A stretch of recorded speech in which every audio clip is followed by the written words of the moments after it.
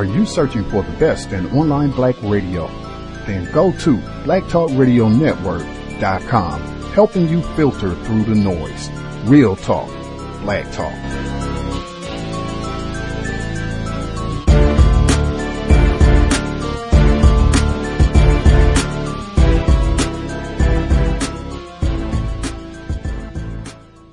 The internet is full of half-truths and all-out lies. We've all seen them, and many people on social media complaining about it. Here's your chance to show and prove. WorldAfropedia.com is a black-owned and operated encyclopedia. There are several thousand articles, but we need help. We can't uncover all the truth ourselves. So please, join us and become a writer, editor, or blogger for WorldAfropedia.com today. Every little bit counts. We owe it to the future generations to put the truth out there. Visit WorldAfropedia.com, the African-centered encyclopedia, a global database of African knowledge for the purpose of bringing about global African wisdom and understanding. WorldAfropedia.com.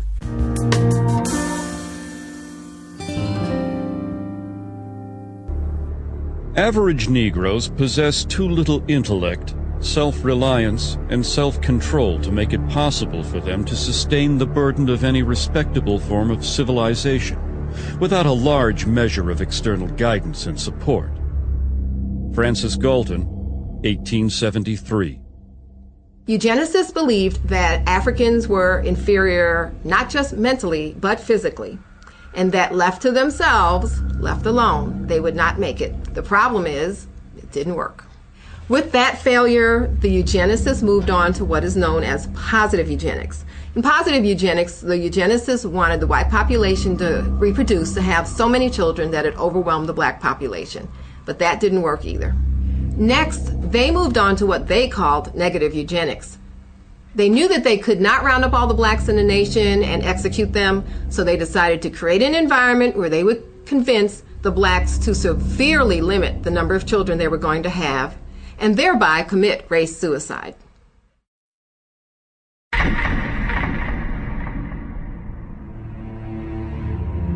The problem of the socially fit must be treated not as one of color, but as a problem of the spread of feeble-mindedness. Dr. Charles Davenport, 1913, director of the Eugenics Record Office, Cold Spring Harbor, New York, and co-founder of the American Eugenics Society. Eugenics realized that they could not promote their agenda simply because they knew it would be viewed as politically incorrect and socially unacceptable. So what they did was use code words that were once successful in slavery, terms such as feeble-minded, unfit, words such as imbecile, immoral, criminal. They tagged those labels upon the targeted community. These words were less inflammatory, so it let society more or less not be totally alarmed of the original intent, but deep down inside, I believe everyone truly knew what segment of society and what people they were actually talking about. Even a cursory glance at the charts, photographs, and diagrams used to popularize eugenic ideals reveals that the unfit were swarthy, black, and ugly by Anglo-Saxon standards, with flattened noses, wiry hair, and prognathous profiles. Harriet Washington, author, Medical Apartheid. In the early 20th century, the white elitists who made up the eugenics movement were no longer just philosophers and academics. Now they were industrialists and billionaires who had come to embrace a worldview that was essentially identical to the eugenics movement. The same individuals and corporations who had once made millions on the backs of slaves were now willing to spend millions to get rid of them. But that didn't mean that these guys were interested in being public crusaders for the eugenics movement. They were certainly willing to be the brains and the money behind it, but they would hire crusaders to do the dirty work. And the primary one they settled upon was a woman named Margaret Sanger. She was the founder of the American Birth Control League and the publisher of its newsletter, the Birth Control Review. On a practical level, the relationship between Sanger and these elitists was basically a marriage of convenience. In order to advance their common agendas, they needed a front man and she needed money. And the whole thing would be held together by this kind of bizarre obsession with race and class.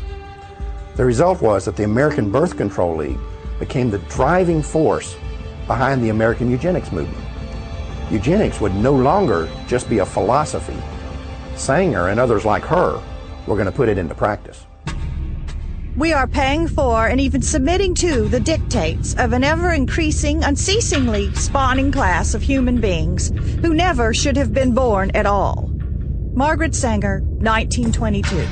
The laws of nature require the obliteration of the unfit, and human life is valuable only when it is of use to the community or race. Madison Grant, 1916, co-founder, American Eugenics Society. The black man has never been a competitor, but has always been subservient to the white race. And just so long as he remains subservient, his position is secure. And just so soon as he becomes a competitor, his fate is sealed. Dr. Benjamin Hayes, eugenicist, 1905. Context of White Supremacy. Gus T Renegade in for another broadcast, hopefully to share constructive information on the system of white supremacy. Today's date, Friday, November 4th, 2016. So I have been told this is our second study session on Lothrop Stoddard's The Rising Tide of Color Against White World Supremacy. The book was published in 1920. We are picking up kind of in the midpoint of Chapter 2, midway in Chapter 2. The audio segment that you heard at the beginning, that was from the documentary film Ma'afa 21, which details about 200 years, roughly, of white supremacy, specifically around controlling the reproduction of black children. Details the eugenics movement, Planned Parenthood, Margaret Sanger going through slavery, and how looking at the reproduction of black children changed after the end of the plantation era of enslaving black people in this part of the world. I think you heard a reference to one of the books we've talked about before on this program, Medical Apartheid, from our book study session earlier this year. And even in the segment that you just heard, Madison Grant was referenced. Said last week he wrote the introduction to the book that we're reading right now. He and Lothrop Stoddard like peas in a pod in terms of white supremacist thought from the early 20th century. With that, we will go ahead and get started. You can go back in the archives. Mark Crutcher, the suspected race soldier who made Ma'afa 21, he's a white man. He was on the program back in 2009. But that notwithstanding, we will go ahead and get started. This is our second installment, Lothrop Stoddard, The Rising Tide of Color Against White World Supremacy, audio segment number 1. The scope of Japan's aspirations, together with differences of outlook between various sections of Japanese public opinion as to the rate of progress feasible for Japanese expansion, account for Japan's differing attitudes toward the white powers. Officially, the keystone of Japan's foreign policy since the beginning of the present century has been the alliance with England, first negotiated in 1902 and renewed with extensive modifications in 1911. The 1902 alliance was universally popular in Japan. It was directed specifically against Russia and represented the common apprehensions of both the contracting parties. By 1911, however, the situation had radically altered. Japan's aspirations in the Far East, particularly as regards China, were arousing widespread uneasiness in many quarters, and the English communities in the Far East generally condemned the new alliance as a gross blunder of British diplomacy. In Japan also, there was considerable protest. The official organs, to be sure, stressed the necessity of friendship with the mistress of the seas for an island empire like Japan, but opposition circles pointed to England's practical refusal to be drawn into a war with the United States under any circumstances, which constituted the outstanding feature of the new treaty, and declared that Japan was giving much and receiving nothing in return. The growing divergence between Japanese and English views regarding China increased anti-English feeling, and in 1912, the semi-official Japan magazine asserted roundly, that the general feeling in Japan was that the alliance was a detriment rather than a benefit, going on to forecast a possible alignment with Russia and Germany, and remarking of the latter, quote, Germany's healthy imperialism and scientific development would have a wholesome effect upon our nation and progress, while the German habit of perseverance and frugality is just what we need. German wealth and industry are gradually creeping upward to that of Great Britain and America, and the efficiency of the German army and navy is a model for the world. Her lease of the territory of Kiachao Bay brings her into contact with us, and her ambition to exploit the coal mines of Shantung lends her a community of interest with us. It is not too much to say that German interests in China are greater than those of any other European power. If the alliance with England should ever be abrogated, we might be glad to shake hands with Germany. End quote. The outbreak of the European War gave Japan a golden opportunity, of which she was not slow to take advantage, to eliminate one of the white powers from the Far East. The German stronghold of Kiachao was promptly reduced, while Germany's possessions in the Pacific Ocean north of the equator, the Caroline, Peleliu, Marianne, and Marshall Island groups, were likewise occupied by Japanese forces. Here, Japan stopped and politely declined all proposals to send armies to Europe or Western Asia. Her sphere was the Far East. Her real objectives were the reduction of white influence there and the riveting of her control over China. Japanese comment was perfectly candid on these matters. As the semi-official Japanese Colonel Journal put in the autumn of 1914, quote, to protect Chinese territory, Japan is ready to fight no matter what nation. Not only will Japan try to erase the ambitions of Russia and Germany, it will also do its best to prevent England and the United States from touching the Chinese cake. The solution of the Chinese problem is of great importance for Japan, and Great Britain has little to do with it. End quote. Equally frank were Japanese warnings to the English ally not to oppose Japan's progress in China. English criticism of the series of ultimatums by which Japan forced reluctant China to do her bidding roused angry admonitions like the following from the Tokyo University in April 1915. Quote, hostile English opinion seems to want to oppose Japanese demands in China. The English forget that Japan has, by her alliance, rendered them signal services against Russia in 1905 and in the present war by assuring security in their colonies of the Pacific and the Far East. If Japan allied herself with England, it was with the object of understanding Japanese preponderance in China and against the encroachments of Russia. Today, the English seem to be neglecting their obligations toward Japan by not supporting her cause. Let England beware. Japan will tolerate no wavering. She is quite ready to abandon the Anglo-Japanese alliance and turn to Russia, a power with whom she can agree perfectly regarding Far Eastern interests. In the future, even, she is ready to draw closer to Germany. The English colonies will then be in great peril. End quote. As the imminence of a Russo-Japanese understanding, the journal just quoted proved a true prophet, for a year later, in July 1916, the Japanese and Russian governments signed a diplomatic instrument which amounted practically to an alliance. By this document, Russia recognized Japan's paramountcy over the bulk of China, while Japan recognized Russia's special interests in China's western dependencies, Mongolia and Turkestan. Japan had thus eliminated another of the white powers from the Far East, since Russia renounced those ambitions to dominate China proper, which had provoked the War of 1904. Meanwhile, the press campaign against England continued. A typical sample is this editorial from the Tokyo Yamato. Quote, Great Britain has never wished at heart to become Japan's ally. She did not wish to enter into such intimate relations with us, for she privately regarded us as an upstart nation, radically different from us in blood and religion. It was simply the force of circumstances which compelled her to enter into an alliance with us. It is the height of conceit on our part to think that England really cared for our friendship, for she never did. It was the Russian menace to India and Persia on the one hand, and the German ascendancy on the other, which compelled her to clasp our hands. End quote. At the same time, many good things were being said about Germany. At no time during the war was any real hostility to the Germans apparent in Japan. Germany was of course expelled from her Far Eastern footholds in smart, workmanlike fashion, But the fight before C.O.W.S was conducted without a trace of hatred. The German prisoners were treated as honored captives, and German civilians in Japan suffered no molestation.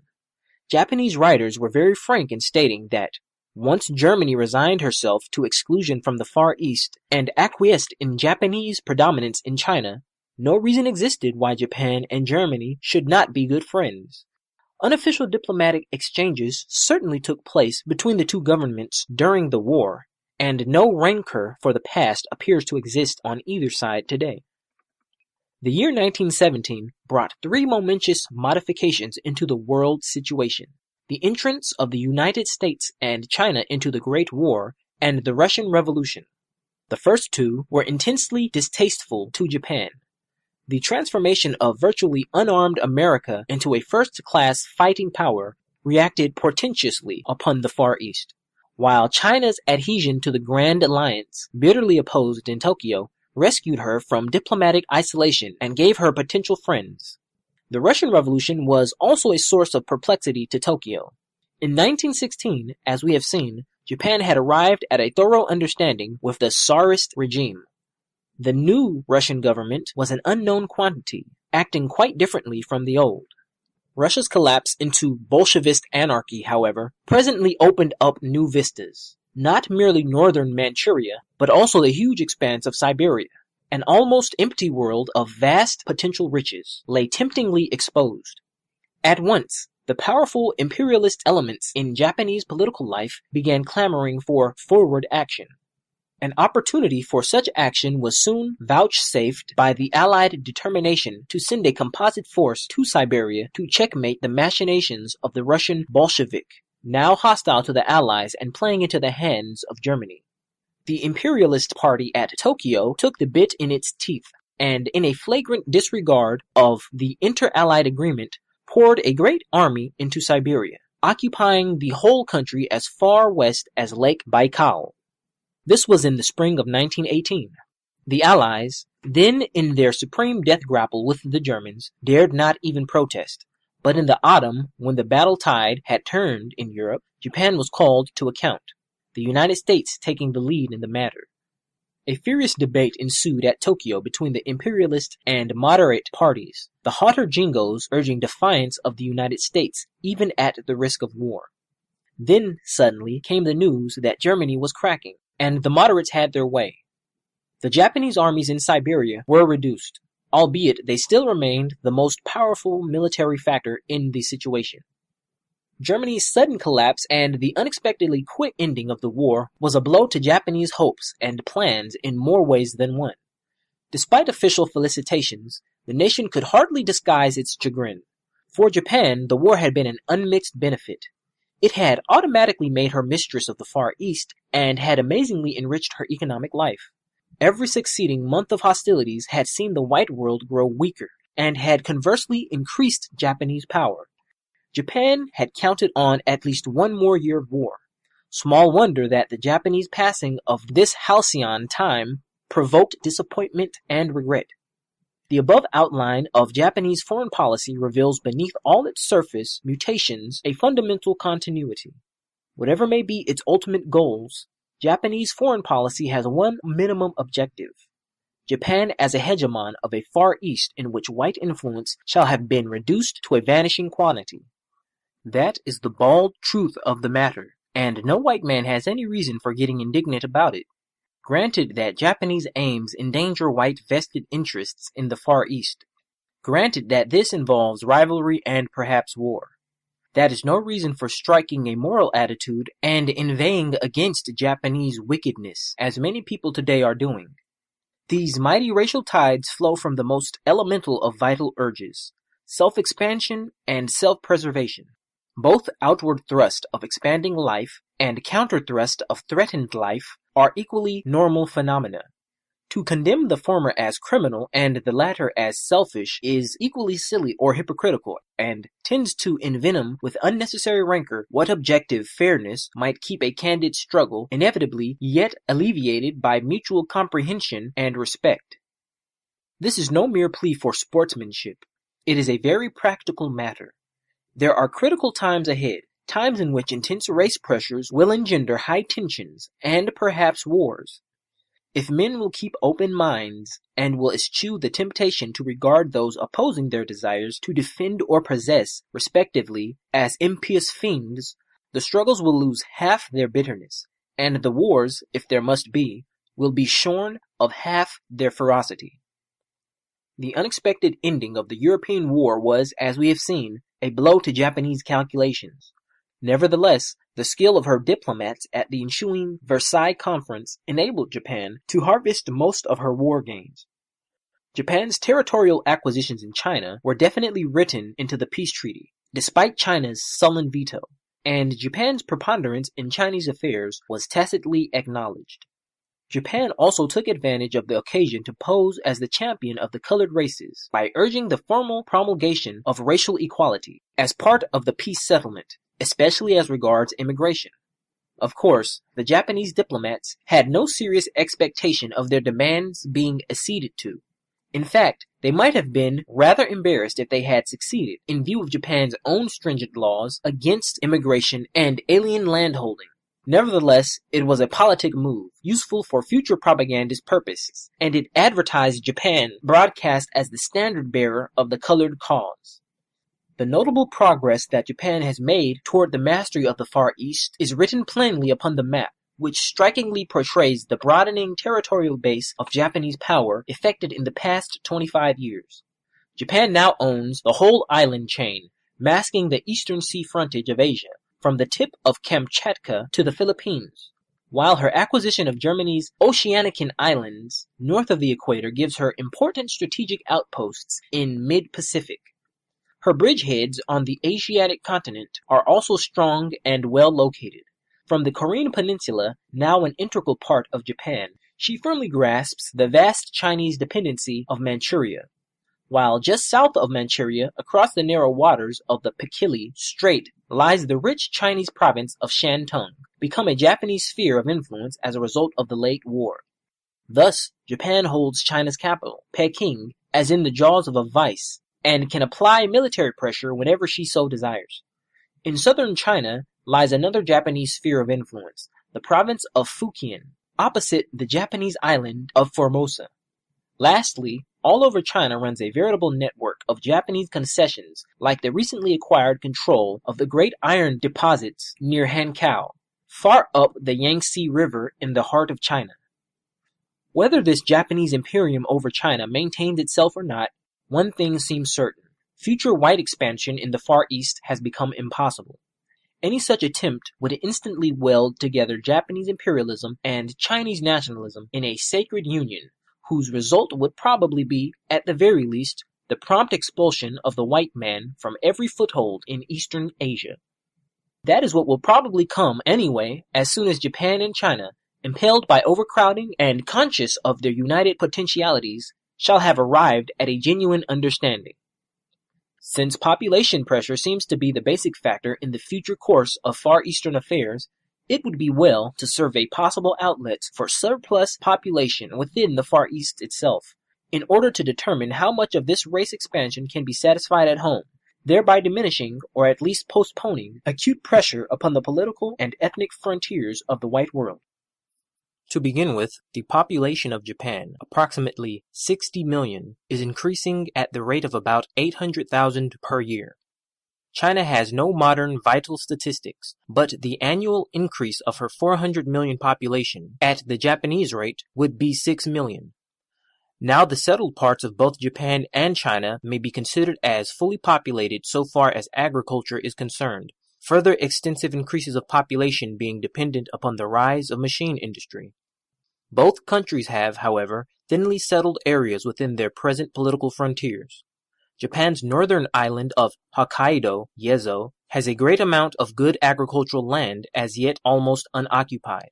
Some of her other island possessions offer minor outlets, while Korea and Manchuria offer extensive colonizing possibilities, albeit Chinese and Korean competition precluded Japanese colonization on the scale which the size and natural wealth of these regions would at first sight seem to indicate. China has even more extensive colonizable areas. Both Mongolia and Chinese Turkestan, though largely desert, contain within their vast areas enough fertile land to support many millions of Chinese peasants as soon as modern roads and railways are built. The Chinese colonization of Manchuria is also proceeding apace, and will continue despite anything Japan may do to keep it down. Lastly, the cold but enormous plateau of Tibet offers considerable possibilities.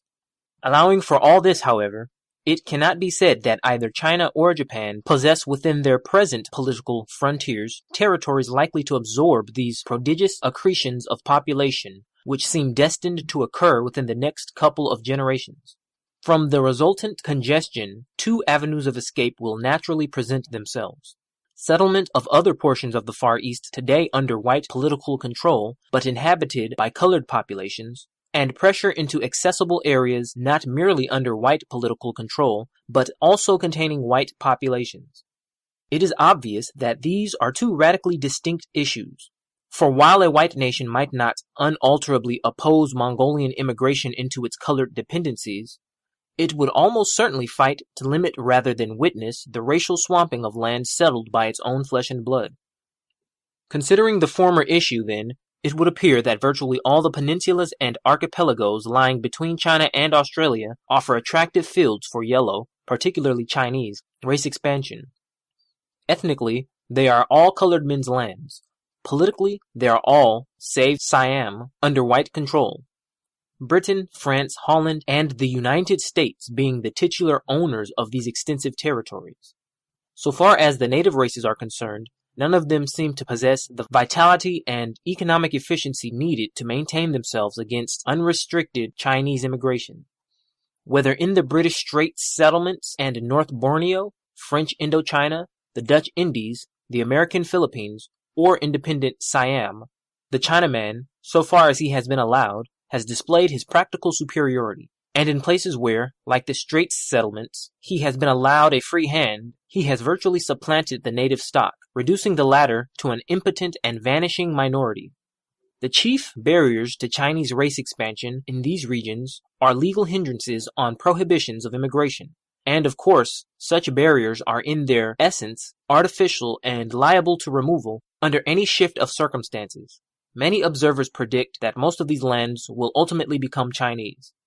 Says Aline Ireland, a recognized authority on these regions, quote, "There is every reason to suppose that throughout the tropics, possibly excepting India, the Chinaman, even though he should continue to immigrate in no greater force than hitherto, will gradually supersede all the native races." End quote. Certainly, if this be true, China has here a vast outlet for her surplus population. It has been estimated that the undeveloped portions of the Dutch Indies alone are capable of supporting 100 million people living on the frugal Chinese plain. Their present population is 8 million semi-savages. China's possibilities of race expansion in the colored regions of the Far East are thus excellent. The same cannot be said, however, for Japan. The Japanese, bred in a distinctively temperate island environment, have not the Chinese adaptability to climatic variation. The Japanese, like the white man, does not thrive in tropic heat, nor does he possess the white man's ability to resist subarctic cold. Formosa is not in the real tropics, yet Japanese colonists have not done well there. On the other hand, even the far from Arctic winters of Hokkaido, part of the Japanese archipelago, seem too chilly for the Japanese taste. Japan thus does not have the same vital interest as China in the Asiatic tropics. Undoubtedly, they would for Japan be valuable colonies of exploitation, just as they today are thus valuable for white nations. But they could never furnish outlets for Japan's excess population, and even commercially, Japan would be exposed to increasing Chinese competition, since the Chinaman excels the Japanese in trade as well as in migrant colonization. Japanese lack of climatic adaptability is also the reason why Japan's present military excursion in eastern Siberia, even if it should develop into permanent occupation, would yield no adequate solution of Japan's population problem. For the Chinaman, Siberia would do very well. He would breed amazingly there and would fill up the whole country in a remarkably short space of time. But the Japanese peasant, so averse to the winters of Hokkaido, would find the subarctic rigors of Siberia intolerable. Thus, for Japanese migration, neither the empty spaces of northern or southern Asia will do. The natural outlets lie outside Asia in the United States, Australasia, and the temperate parts of Latin America. But all these outlets are rigorously barred by the white man, who has marked them for his own race heritage, and nothing but force will break those barriers down. There lies a danger, not merely to the peace of the Far East, but to the peace of the world, fired by a fervent patriotism, resolved to make the country a leader among the nations. The Japanese writhe at the constriction of their present race bounds. Placed on the flank of the Chinese giant, whose portentous growth she can accurately forecast, Japan sees herself condemned to ultimate renunciation of her grandiose ambitions, unless she can somehow broaden the racial as well as the political bias of her power. In short, Japan must find lands where Japanese can breed by the tens of millions, if she is not to be automatically overshadowed in course of time, assuming that she does not suffocate or blow up from congestion before that time arrives. This is the secret of her aggressive foreign policy, her chronic imperialism, her extravagant dreams of conquest and world domination. The longing to hack a path to greatness by the samurai sword lurks ever in the back of Japanese minds. The library of Nippon's chauvinist literature is large and increasing. A good example of the earlier productions in Satori Kato's brochure titled Mastery of the Pacific, published in 1909. Herein, the author announces confidently, quote, "In the event of war, Japan could, as if aided by a magician's wand, overrun the Pacific with fleets manned by men who have made Nelson their model, and transported to the armadas of the Far East the spirit that was victorious at Trafalgar. Whether Japan avows it or not, her persistent aim is to gain the mastery of the Pacific. Although peace seems to prevail over the world at present, no one can tell how soon the nations may be engaged in war. It does not need the English alliance to secure success for Japan. That alliance may be dissolved at any moment, but Japan will suffer no defeat. Her victory will be won by her men, not by armor plates, things weak by comparison." End quote. The late war has of course greatly stimulated these bellicose emotions. Viewing their own increased power and the debilitation of the white world, Japanese jingos glimpse prospects of glorious fishing in troubled waters. The world dominion note is stressed more often than of yore. For instance, in the summer of 1919, the Tokyo Hochi, Count Okuma's Orion, prophesied exultantly, quote, "That age in which the Anglo-Japanese alliance was the pivot, and American-Japanese cooperation an essential factor of Japanese diplomacy, is gone. In future, we must look eastward for friendship, but not westward. Let the Bolsheviki of Russia be put down and the more peaceful party established in power. In them, Japan will find a strong ally. By marching then westward to the Balkans, to Germany, to France, and Italy, the greater part of the world may be brought under our sway. The tyranny of the Anglo-Saxons at the peace conference is such that it has angered both gods and men. Some may abjectly follow them in consideration of their petty interests, but things will ultimately settle down as has just been indicated." End quote. Still more striking are the following citations from a Japanese imperialist pronouncement written in the autumn of 1916. Quote, "50 millions of our race wherewith to conquer and possess the earth. It is indeed a glorious problem. To begin with, we now have China. China is our steed. Far shall we ride upon her, even as Rome rode Latium to conquer Italy, and Italy to conquer the Mediterranean, even as Napoleon rode Italy and the Rhenish states to conquer Germany, and Germany to conquer Europe, even as England today rides her colonies and her so-called allies to conquer her robust rival, Germany. Even so shall we ride China. So becomes our 50 million race 500 million strong. So grow our paltry hundreds of millions of gold into billions. How well have done our people. How well have our statesmen led them. No mistakes. There must be none now. In 1895 we conquered China. Russia, Germany, and France stole from us the booty. How has our strength grown since then? And still it grows. In 10 years, we punished and retook our own from Russia. In 20 years, we squared and retook from Germany. With France, there is no need for haste. She has already realized why we withheld the troops which alone might have driven the invader from her soil. Her fingers are clutching more tightly around her oriental booty, yet she knows it is ours for the taking.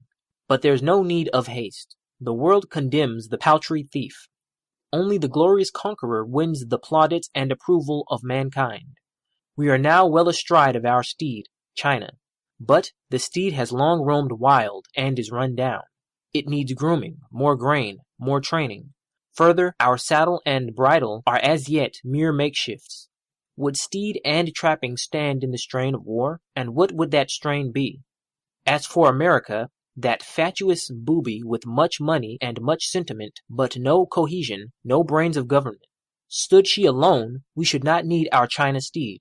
Well did my friend speak the other day when he called her people a race of thieves with the hearts of rabbits. America, to any warrior race, is not as a foe, but as an immense melon, ripe for the cutting. But there are other warrior races, England, Germany. Would they look on and let us slice and eat our fill? Would they? But, using China as our steed, should our first goal be the land, India, or the Pacific, the sea that must be our very own, even as the Atlantic is now England's? The land is tempting and easy, but withal dangerous. Did we begin there, the coarse white races would soon awaken, and combine, and forever immure us within our long since grown intolerable bounds. It must therefore be the sea. But the sea means the Western Americas and all the islands between. And with those must soon come Australia, India, and then the battling for the balance of world power for the rest of North America. Once that is ours, we will own and control the whole, a dominion worthy of our race. North America alone will support 1 billion people.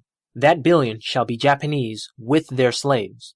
Not arid Asia, nor worn-out Europe, which, with its peculiar and quaint relics and customs, should in the interest of history and culture be in any case preserved. Nor yet tropical Africa is fit for our people.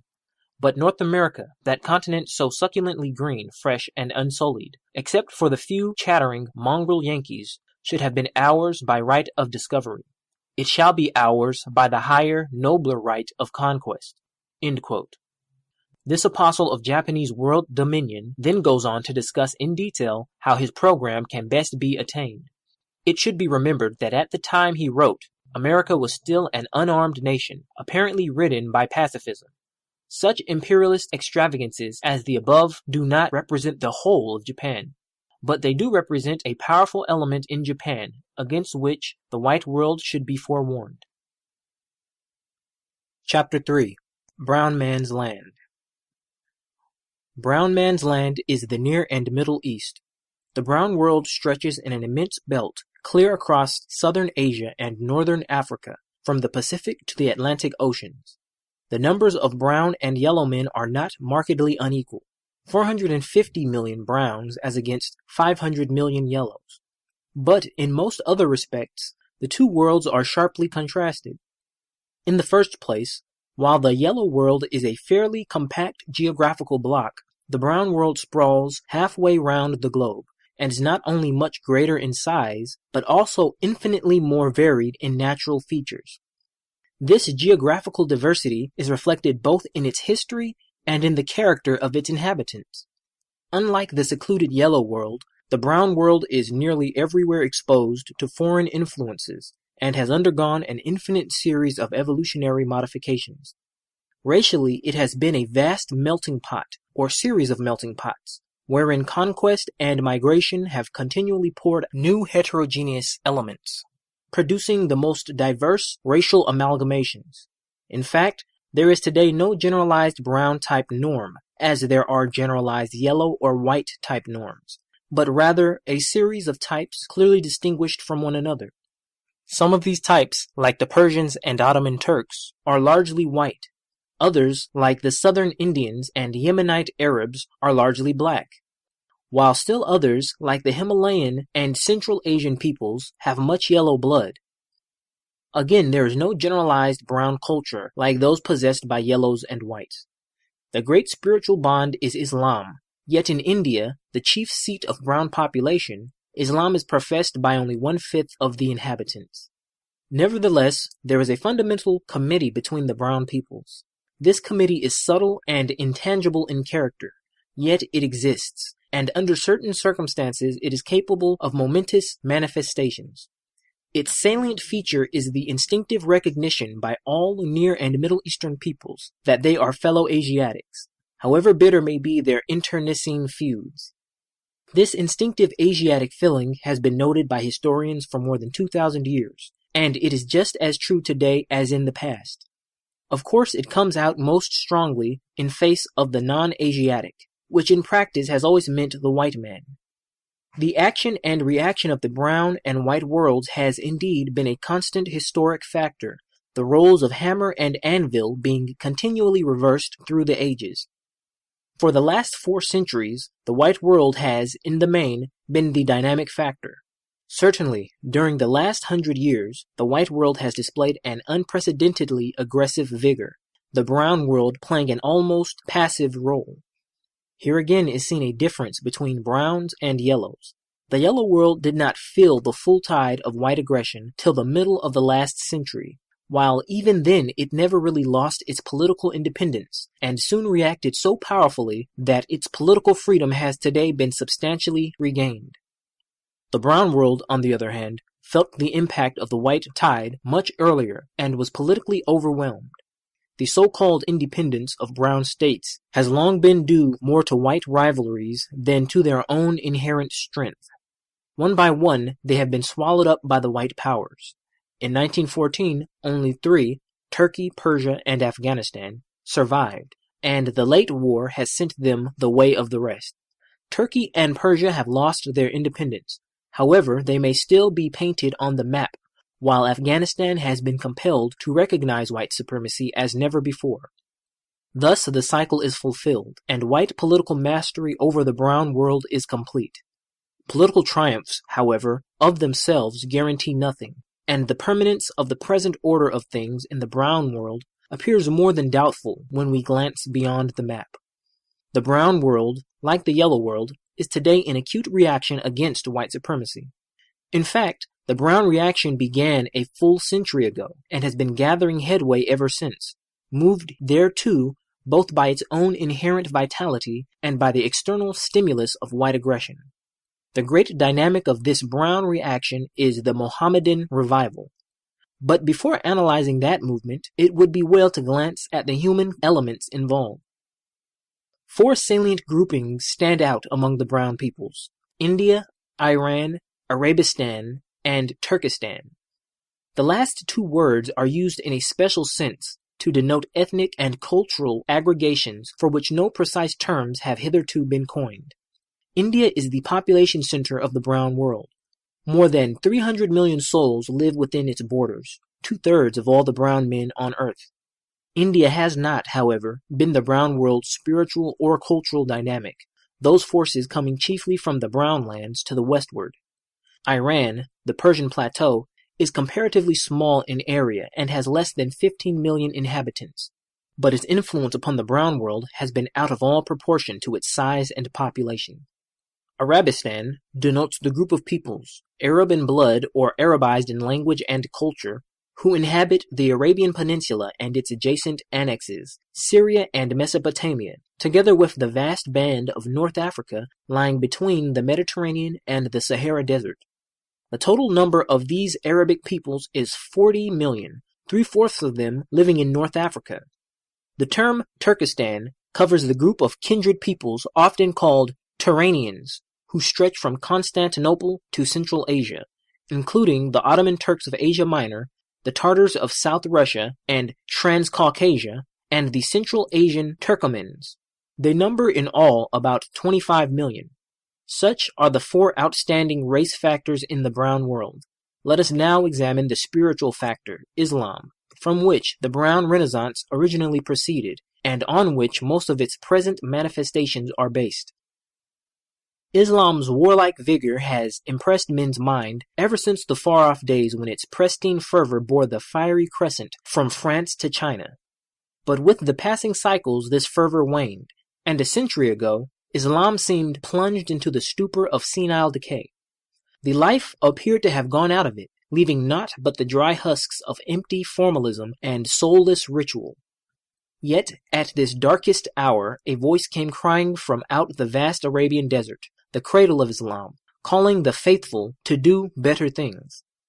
This Puritan reformer was the famous Abd el-Wahhab and his followers, known as Wahhabis, soon spread over the length and breadth of the Mohammedan world, purging Islam of its sloth and rekindling the fervor of olden days. Thus began the great Mohammedan revival. That revival, like all truly regenerative movements, had its political as well as its spiritual side.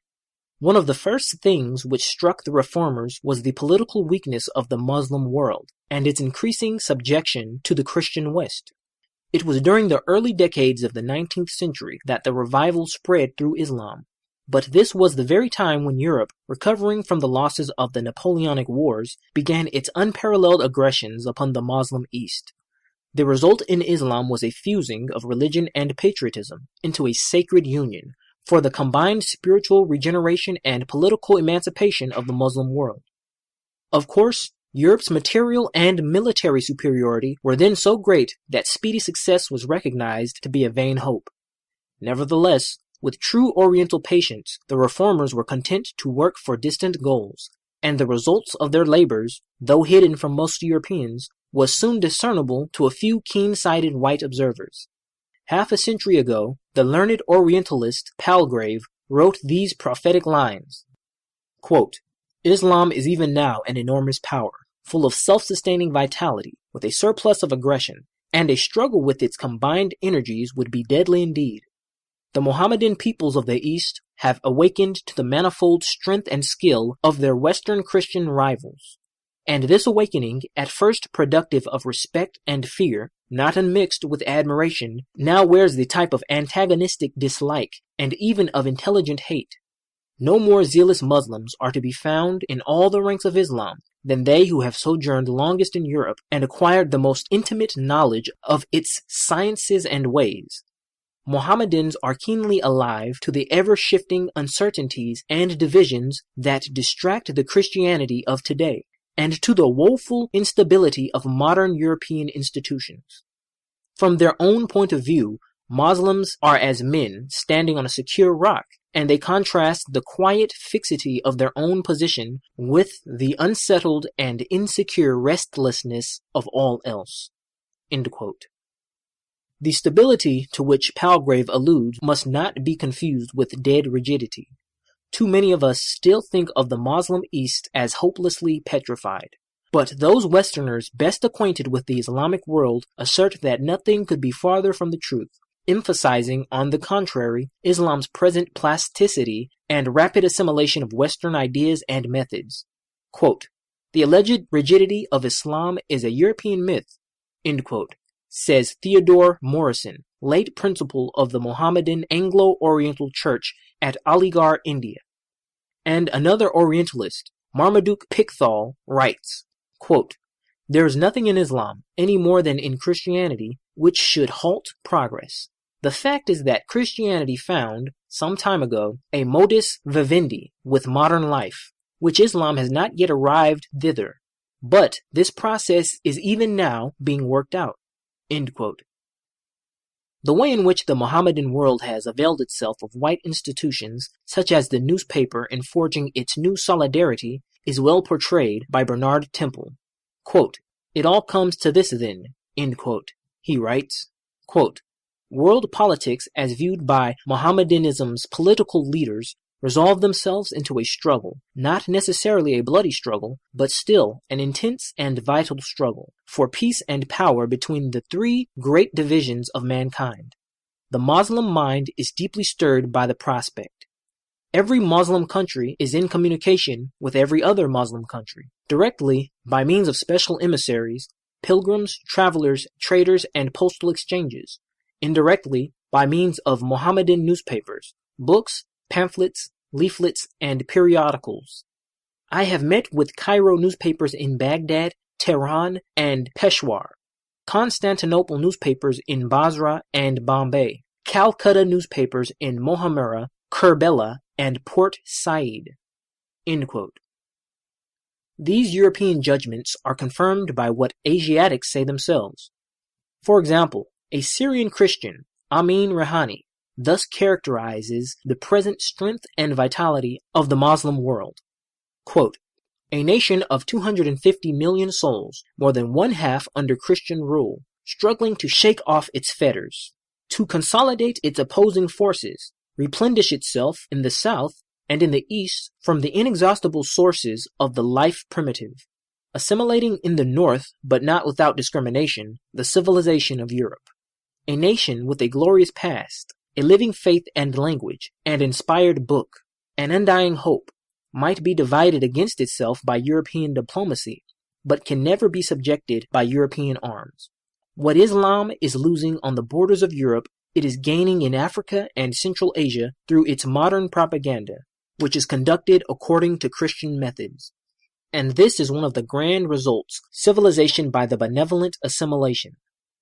Europe drills the Moslem to be a soldier, who will ultimately turn his weapons against her, and she sends her missionaries to awaken in the ulema the proselytizing evil.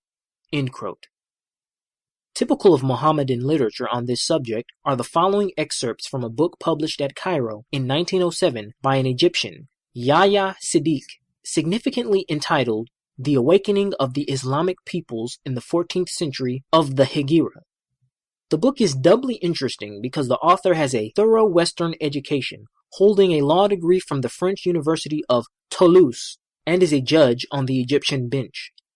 Although writing as far back as 1907, Yahya Siddiq clearly foresaw the imminence of the European war. Behold, he writes, quote, these great powers, ruining themselves in terrifying armaments, measuring each other's strength with defiant glances, menacing each other, contracting alliances which continually break and which presage those terrible shocks which overturn the world and cover it with ruins, fire, and blood. The future is God's, and nothing is lasting save his will. End quote. He considers the white world degenerate. Quote, does this mean, end quote, he asks, quote, that Europe, our enlightened guide, has already reached the summit of its evolution? Has it already exhausted its vital force by 2 or 3 centuries of hyper-exertion? In other words, is it already stricken with senility, and will it see itself soon obliged to yield its civilizing role to other peoples less degenerate, less neurasthenic? That is to say, younger, more robust, more healthy than itself? In my opinion, the present marks Europe's apogee, and its immoderate colonial expansion means not strength, but weakness. Despite the aureole of so much grandeur, power, and glory, Europe is today more divided and more fragile than ever, and ill conceals its malaise, its sufferings, and its anguish. Its destiny is inexorably working out.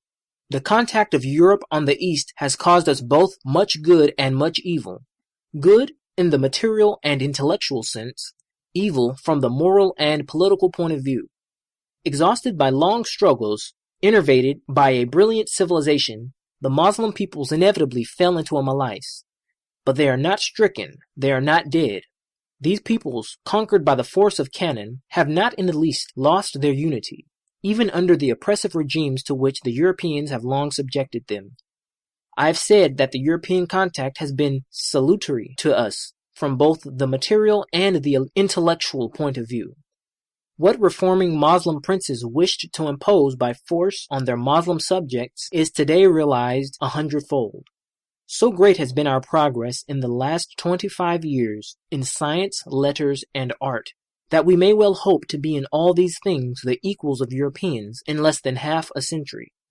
A new era opens for us with the 14th century of the Hegira, and this happy century will mark our Renaissance and our great future. A new breath animates the Mohammedan peoples of all races. All Muslims are penetrated with the necessity of work and instruction. We all wish to travel, do business, tempt fortune, brave dangers. There is in the East, among the Mohammedans, a surprising activity, an animation unknown 25 years ago. There is today a real public opinion throughout the East. End quote. The author concludes, quote, let us hold firm, each for all, and let us hope, hope, hope. We are fairly launched on the path of progress. Let us profit by it. It is Europe's very tyranny which has wrought our transformation. It is our continued contact with Europe which favors our evolution and inevitably hastens our revival. It is simply history repeating itself, the will of God fulfilling itself despite all opposition and resistance. Europe's tutelage over Asiatics is becoming more and more nominal. The gates of Asia are closing against the European. Surely we glimpse before us a revolution without parallel in the world's annals. A new age is at hand." End quote. If this be indeed the present spirit of Islam, it is a portentous fact, for its numerical strength is very great. The total number of Mohammedans is estimated at from 200 million to 250 million, and they not only predominate throughout the brown world, with the exception of India, but they also count 10 million adherents in China and are gaining prodigiously among the blacks of Africa. The proselyting power of Islam is extraordinary, and its hold upon its votaries is even more remarkable. Throughout history, there has been no single instance where a people, once become Muslim, has ever abandoned the faith. Extirpated they may have been, like the Moors of Spain, but extirpation is not apostasy. This extreme tenacity of Islam, this ability to keep its hold, once it has got a footing, under all circumstances short of downright extirpation, must be borne in mind when considering the future of regions where Islam is today advancing. And, save in Eastern Europe, it is today advancing along all its far-flung frontiers. Its most signal victories are being won among the Negro races of Central Africa, and this phase will be discussed in the next chapter. But elsewhere, the same conditions in lesser degree prevail. Every Muslim is born a missionary and instinctively propagates his faith among his non-Muslim neighbors. The quality of this missionary temper has been well analyzed by Meredith Townsend. Quote, "All the emotions which impel a Christian to proselytize," end quote, he writes, quote, "are in a Mussulman strengthened by all the motives which impel a political leader and all the motives which sway a recruiting sergeant, until proselytism has become a passion, which, whenever success seems practicable, and especially success on a large scale, develops in the quietest Mussulman a fury of ardor, which induces him to break down every obstacle, his own strongest prejudices included, rather than stand for an instant in the neophyte's way. He welcomes him as a son, and whatever his own lineage, and whether the convert be Negro or Chinaman or Indian or even European, he will, without hesitation or scruple, give him his own child in marriage, and admit him fully, frankly, and finally into the most exclusive circle in the world." End quote. Such is the vast and growing body of Islam today, seeking to weld its forces into a higher unity for the combined objectives of spiritual revival and political emancipation. This unitary movement is known as Pan-Islamism. Most Western observers seem to think that Pan-Islamism centers in the Caliphate, and European writers today hopefully discuss whether the Caliphate's retention by the discredited Turkish sultans, its transference to the rulers of the new Arab Hijaz kingdom, or its total suppression will best clip Islam's wings. This, however, is a very short-sighted and partial view. The Khalifa, or Caliph, to use the Europeanized form, the Prophet's representative on earth, has played an important historic role, and the institution is still venerated in Islam. But the Pan-Islamic leaders have long been working on a much broader basis. Pan-Islamism's real driving power lies not in the Caliphate, but in institutions like the Hajj, or pilgrimage to Mecca, the propaganda of the Hablu Matin, or tie of true believers, and the great religious fraternities. The Meccan Hajj, where tens of thousands of picked zealots gather every year from every quarter of the Muslim world, is really an annual Pan-Islamic Congress where all the interests of the faith are discussed at length, and where plans are elaborated for its defense and propagation. Similarly ubiquitous is the Pan-Islamic propaganda of the Habl-ul-Matin, which works tirelessly to compose sectarian differences and traditional feuds. Lastly, the religious brotherhoods cover the Islamic world with a network of far-flung associations, quickening the zeal of their myriad members and coordinating their energies for potential action. The greatest of these brotherhoods, though there are others of importance, is the famous Synopsis, and its history well illustrates Islam's evolution during the past 100 years. Its founder, Sayyid Mohammed bin Synopsis, was born in Algeria about the beginning of the 19th century. He was of high Arab lineage, tracing his descent from Fatima, the daughter of the Prophet. In early youth, he went to Arabia and there came under the influence of the Wahhabi movement. In middle life, He returned to Africa, settling in the Sahara Desert, and there built up the fraternity which bears his name. Before his death, the order had spread to all parts of the Mohammedan world, but it is in northern Africa that it has attained its peculiar preeminence. The Senussi order is divided into local zawiyas, or lodges, all absolutely dependent upon the Grand Lodge, headed by the master, El Senussi. The Grand Mastership still remains in the family, a grandson of the former being the order's present head. The Senussi stronghold is an oasis in the very heart of the Sahara. Only one European eye has ever seen this mysterious spot, surrounded by absolute desert, with wells many leagues apart, and the routes of approach known only to experienced Senussi guides, every one of whom would suffer 1,000 deaths rather than betray him. El Senussi, the master, sits serenely apart, sending his orders throughout North Africa. The Sahara itself is absolutely under Senussi control, while Zawais abound in distant regions like Morocco, Lake Chad, and Somaliland. These local Zawais are more than mere lodges. Their spiritual and secular heads, the Makadim, or priest, and the Wakil, or civil governor, have discretionary authority not merely over the Zawai members, but also over the community at large. At least, so great is the awe inspired by the Senussi throughout North Africa that a word from Wakil or Makadim is always listened to and obeyed. Thus, beside the various European authorities, British, French, or Italian, as the case may be, there exists an occult government with which the colonial authorities are careful not to come into conflict. Context of White Supremacy. So we are still in Chapter 3, midpoint Chapter 3. We will close that out during the second audio segment. This is our second installment, Lothrop Stoddard, The Rising Tide of Color Against White World Supremacy. If you would like to participate, the number to dial is 641-715-3640, and the code is 564-943#. Press star 6 if you would like to participate.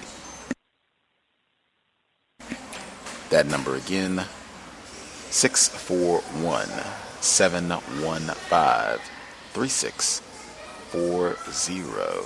The code is 564-943#. Press star 6 if you would like to participate. I remind folks again, Dr. Welsing, strongly encouraged. I will have a different audio segment next week of Dr. Welsing talking about this book, but she strongly encouraged that victims of racism study this book seriously and see if it has useful information to help us understand racism, white supremacy in 2016, and how to go about solving this problem immediately. So keep that in mind, and just to have her spirit here with us as we review the material. If you want to participate and you do not want to use your phone, you can use the free VOP line. It is linked at Black Talk Radio Network. If you need the address, it is tiny, TINY.cc/1race. And that is the number 1. Address again, tiny, TINY.cc/1race. And that is the number 1. Once you put in that address, click the link on the left of the page. It says free VOP line. When you click it, it will open a small window on your screen. The first line, it is a drop-down menu. Select the number I just gave out, which again is 641-715-3640. The next line, it will ask for the code. That code again is 564-943. Final line. It will ask for a name. You can use your real name, nickname. You can press random keys, whatever you're comfortable with. Once you get all that information entered, click the green button. It will connect you to the live broadcast. You should be able to hear us. It is the same procedure. If you would like to participate, you will see the dial pad on your screen. Press *6, and then you'll hear the audio prompt. Press the number 1. I'll see your hand on the screen, and we can get you on the line. If folks have commentary they would like to share, your line should be open. Feel free to participate. Can I be heard? Yes, sir. Greetings, Gus, and greetings everybody on the call. Real interesting discussion with the Asians. It goes to show you how much of a great propagandist Lothrop Stoddard is. I mean, he makes racism seem so nice, and he basically kind of refines it. I mean, the way he talks about the Japanese is just unbelievable. You know, he makes them into these imperialists. They're looking to take over the world. And yet he mentions nothing about, you know, European domination or even American domination during that time as well. So I found that to be, you know, very interesting, the way he describes the Japanese people, these Asian people trying to take over the world, you know, and we need to stop them because, you know, they're gonna just soak up the world in their Japanese culture.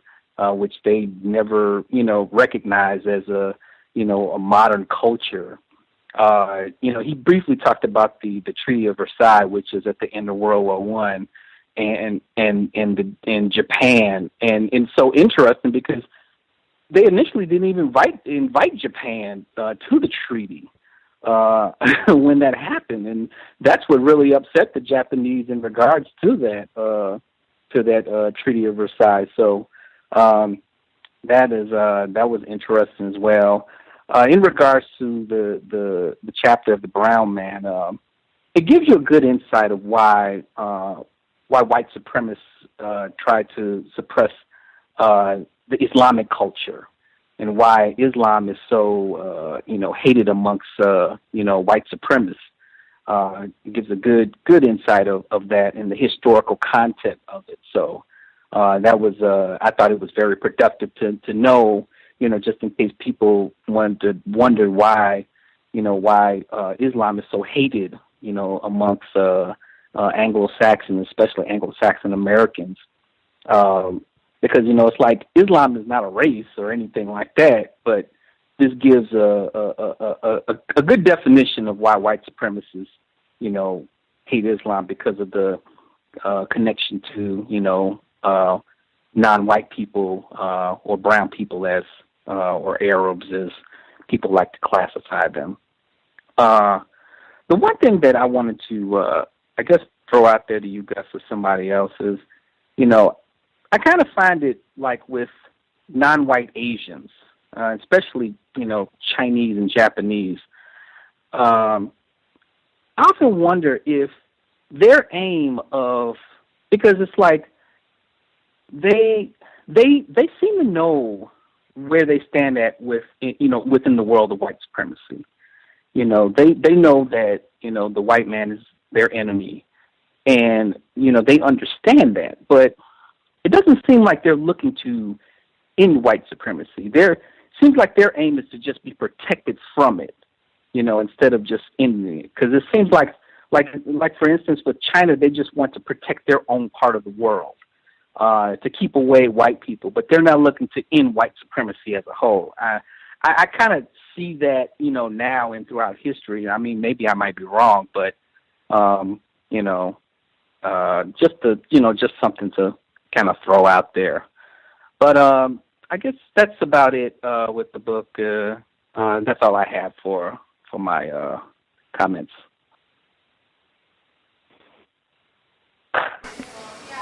Grand. Other folks that we have not heard from have commentary you want to share? Feel free. Hey, can I be heard? Yes, sir. Yeah, man. This book, you know, to me, you know, the words, and I guess it's like, you know, it's been back in 20, but the words, and it's just very violent. And I noticed that when white people get to talking about their histories and, you know, they, you know, whatever politics and all that, everything is, oh man, it's extreme, you know, and what I want to ask is, pertaining to it is what is, because I don't got the code book, right? But I want to try to find out if anybody got this book in hand or close by, the definition for war. Because, you know, because we're dealing with this book, and it's like, and you know, when you go through the guests, you know, everybody seems to agree that war has been declared on us, right? And I just want to find out what their definition, what people mean when they say war. Because, yeah, this is, you know, yeah, it's some strange language in that book, man. But I think it really just telling us what we already know, and, you know, most of the ancestors already know. And, yeah, man, with that, I'm going to mute my line, man. Thank you. Appreciate that. I am not at my residence, so I'm not able to immediately put my hand on my code book from Mr. Fuller to get that. But if you have any listeners who are close to your code book and can nab that, much obliged. Anybody else who had commentary that we have not heard from? Other folks who have commentary? Can I be heard? Yes, sir. Greetings to you, Gus. Greetings to the callers and the listeners. I think the second caller made a really salient point on bringing that up, and I think that's something we should look into.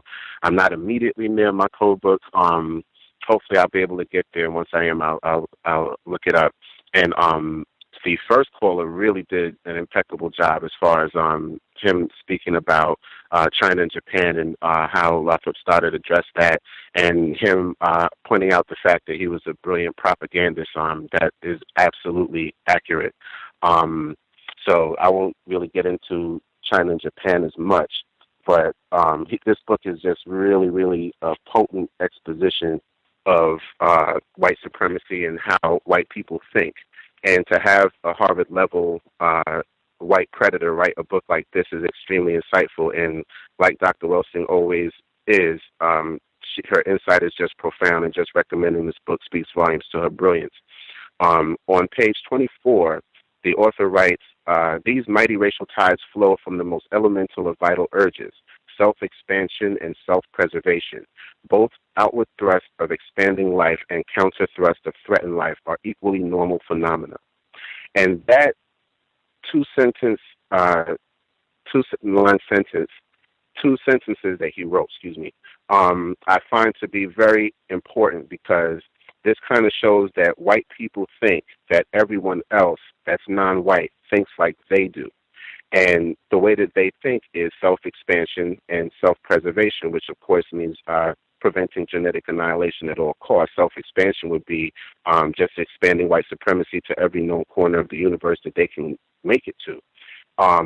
And the way that it's written, where he says they're equally normal phenomena, where he's practicing racism is that he's not being accurate in the point of stating that that's normal phenomena for white people. That is the way that they function. That is the way that they've always functioned. There was quite a bit I highlighted, so I'm not going to, try to bring up too much, but there was just quite a bit that's very important that he brought up here. On page 35, he writes, the Mohammedan people of the West have awakened to the manifold strength and skill of their Western Christian rivals. And this awakening, at first productive of respect and fear, not unmixed with admiration, now wears the type of antagonistic dislike and even of intelligent hate. No more zealous Muslims are to be found in all of the ranks of Islam than they who have sojourned longest in Europe and acquired the most intimate knowledge of its sciences and ways. Mohammedans are keenly alive to the ever-shifting uncertainties and divisions that distract the Christianity of today, and to the woeful instability of modern European institutions. From their own point of view, Muslims are as men standing on a secure rock, and they contrast the quiet fixity of their own position with the unsettled and insecure restlessness of all else. And that's a quote from Palgrave.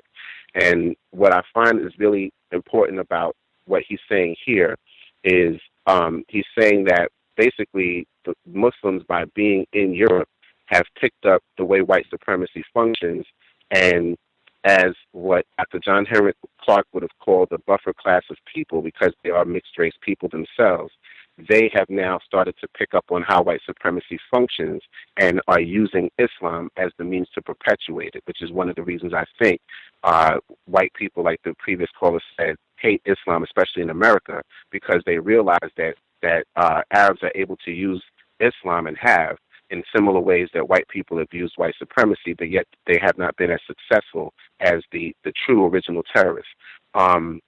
Also, he's not also speaking of the fact that it was the Moors that actually brought Europe out of the Dark Ages and saved white people from total annihilation after the plague.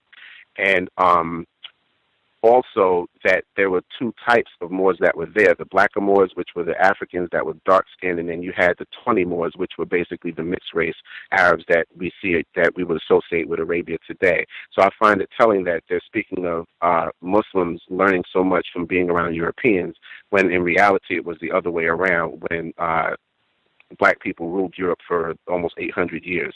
On the following page, he writes, what Islam is losing on the borders of Europe, it is gaining in Africa and Central Asia through its modern propaganda, which is conducted according to Christian methods. And this is one of the grand results of civilization by benevolent assimilation. Europe drills the Muslim to be a soldier who will ultimately turn his weapon against her. She sends her missionaries to awaken in the ulama, the proselytizing evil, which is speaking to what I just discussed about them using Islam the way whites have used Christianity. Also, when they speak about the way that it's spreading in Africa, a lot of times it was spread through Africa via the sword. So if you did not embrace Islam, basically they would behead you on the spot. And even in a lot of parts of Africa today where Sharia law is not popular or powerful, you find that a lot of Africans that practice Islam in secret actually go to African traditional priests to get real medical help, real psychological and spiritual help, and they'll put on the trappings of Islam that they wear in public. And then, the results of civilization by benevolent assimilation. That also speaks to one of the other methods that Arabs used to spread Islam, which was to come in a peaceful way and just proselytize the way that Christian missionaries go to Africa and proselytize today. So they had that approach in some areas, and then they had the volatile approach where it was behead you if you don't accept Islam right here on the spot. I'll stop there and give other callers a chance to speak. Hopefully I'll be able to bring up a couple of things later. Thank you, and I'll mute my line. For sure, Roz. 1842, did you have commentary? Can I be heard? Yes, ma'am. Greetings, everybody. I have the definition for war, which I'll read first, and then I will give some of my commentary. It's kind of lengthy, but I'll just give it really quick. And it says, war. Use this word with caution. When others use words like war, non-war, and or peace, ask for a detailed explanation that you can easily understand. When you use the word war, use it to apply to any conflict between two or more persons that includes the intent of doing unjust harm to one or more persons. Use it also to apply to any willful and deliberate unjust harm done by any person against another person. When applying the word war to the system of white supremacy racism, use the term the war. As long as white supremacy racism exists, use the term counter-war and or counter-racist war to apply to anything said or done that proves effective in replacing white supremacy racism with justice, balance between people. The word war can and should be used to apply to those things said or done that help to maintain injustice, imbalance between people. The term the war should always be used to describe or apply to those things that directly or indirectly help to maintain, expand, and or refine the practice of white supremacy, racism, in any one or more areas of activity. All other conflicts between people should be called battles, fights, violent acts, major disagreements, etc. And then a couple things that I was thinking about is there's a lot that he's not saying, because he talks a lot. It's, for me, extremely verbose, and which makes me feel like he's like hiding something. And I think it's very interesting for the book to be about race.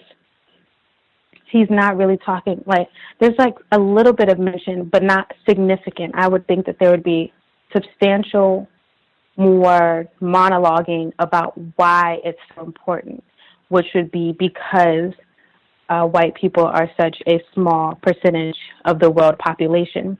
And what I mean is, they're always knowing how many so-called Muslims there are, or Japanese there are. But we're not talking about how many Europeans or white people there is at the same time. And so I think that's very interesting. You have all of this stuff, all of these words, all this information, really keeping you away from thinking, well, we have this millions of Japanese or this millions of Arabians, when we have this thousands of Europeans. And there was a few other things like that are just like that. Like, for instance, there's so much talk about like colors of people, but not really talking, like, you just dismiss the black person altogether, which is really the strongest person when we talk about color.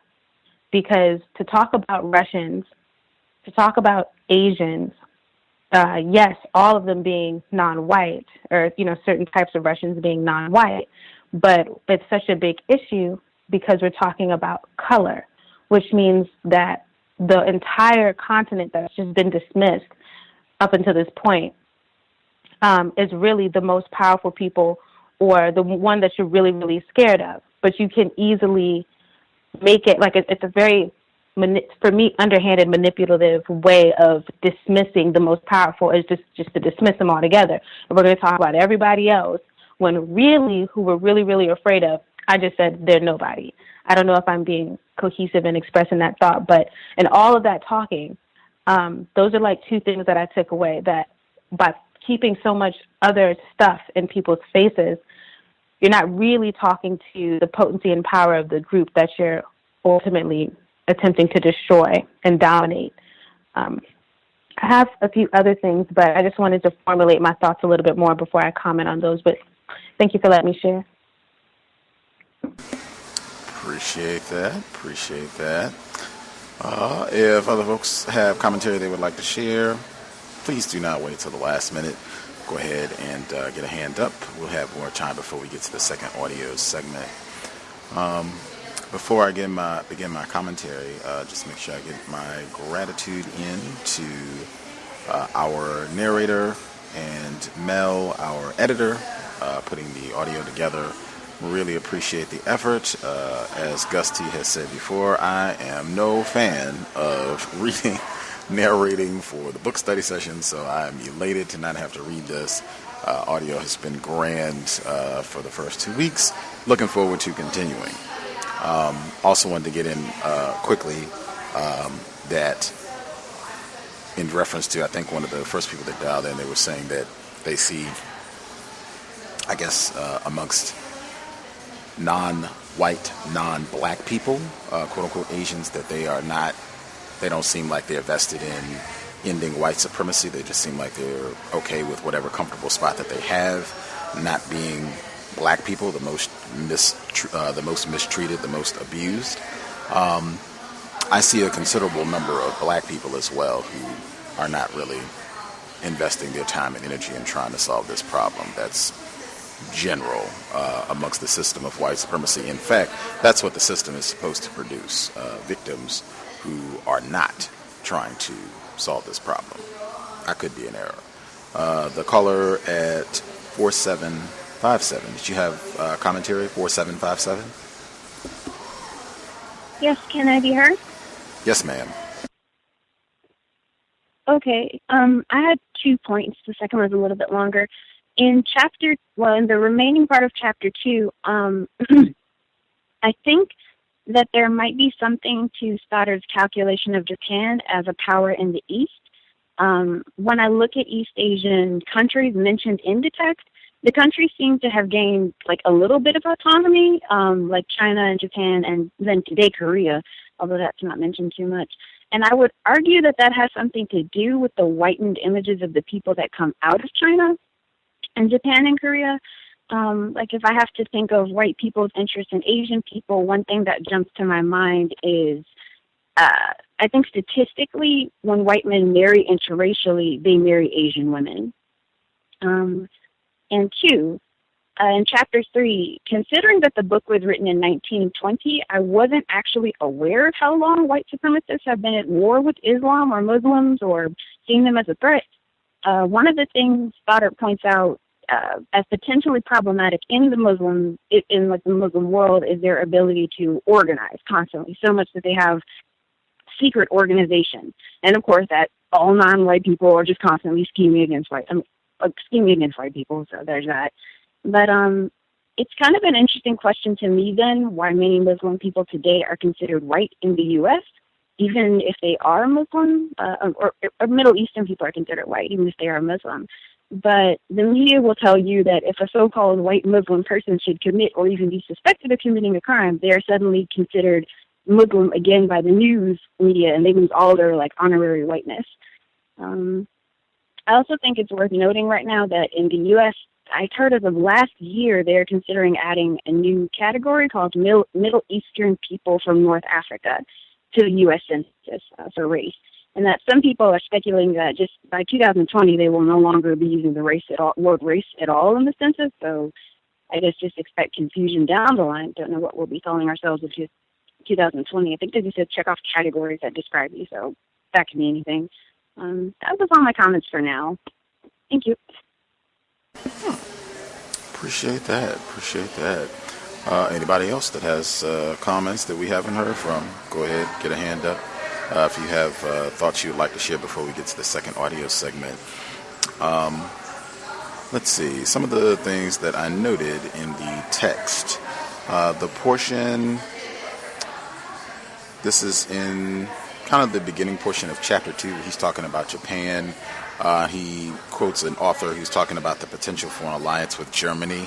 I had to remember this book was written in 1920, so this is almost 2 decades roughly before World War II, and that did happen where you get the German-Japanese alliance. I think that's something that's important, just racists looking way down the road at things that they think might happen, speculation, and I think a lot of times just keeping in mind, number one, racists, they make 500-year plans. Number two, I think your predictions and looking at what might happen, I think you can be much more accurate, having a better understanding of racism, white supremacy.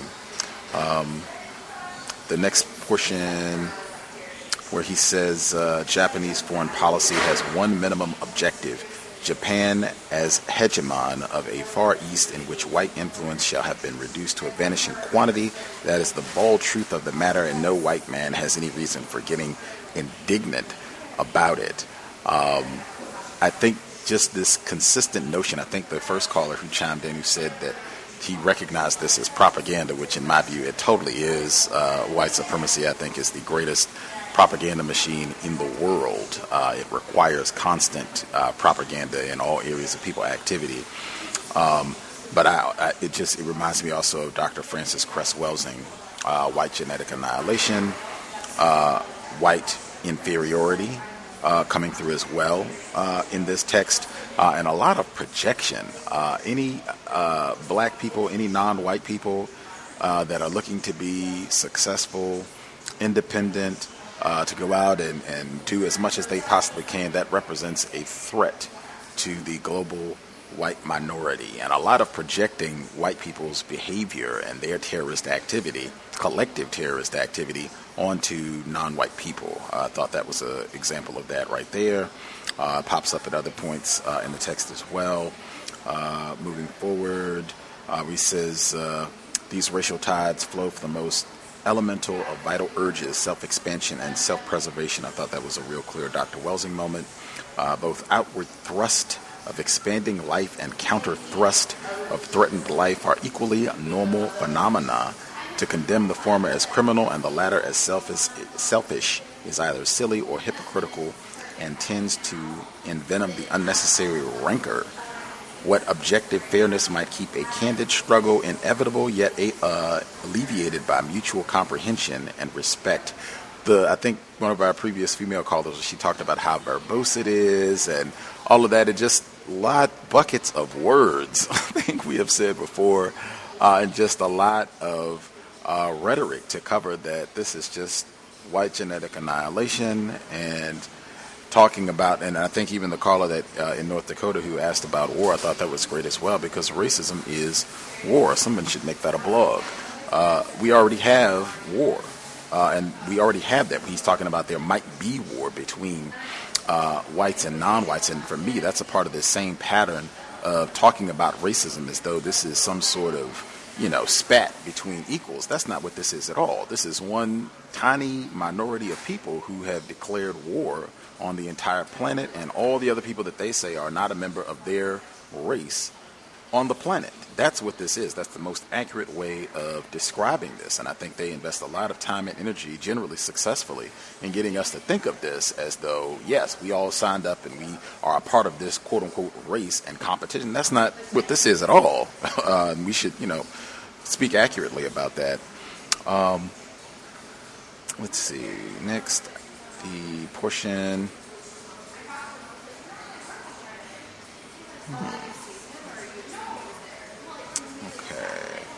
Where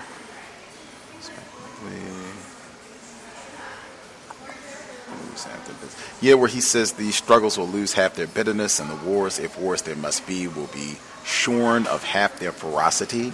Just struck me as a lot of rhetoric, rhetorical rhetoric, and just unnecessary hyperbole. We're talking about whites like Lothrop Stoddard. This is the intellectual foundation of white supremacy that justifies, that mandates, that rationalizes dropping an atomic bomb, a weapon of mass destruction, on Japanese people in roughly a quarter of a century from when this book was published. This is the justification for that act, and Agent Orange later on in Vietnam, which is still wreaking havoc on non-white people in that part of the world, and even some U.S. troops. You got to have some, white sacrifice in there too. But this Lothrop Stoddard and Madison Grant, whites like this, set the framework for justifying these sort of barbaric white acts for decades, for centuries.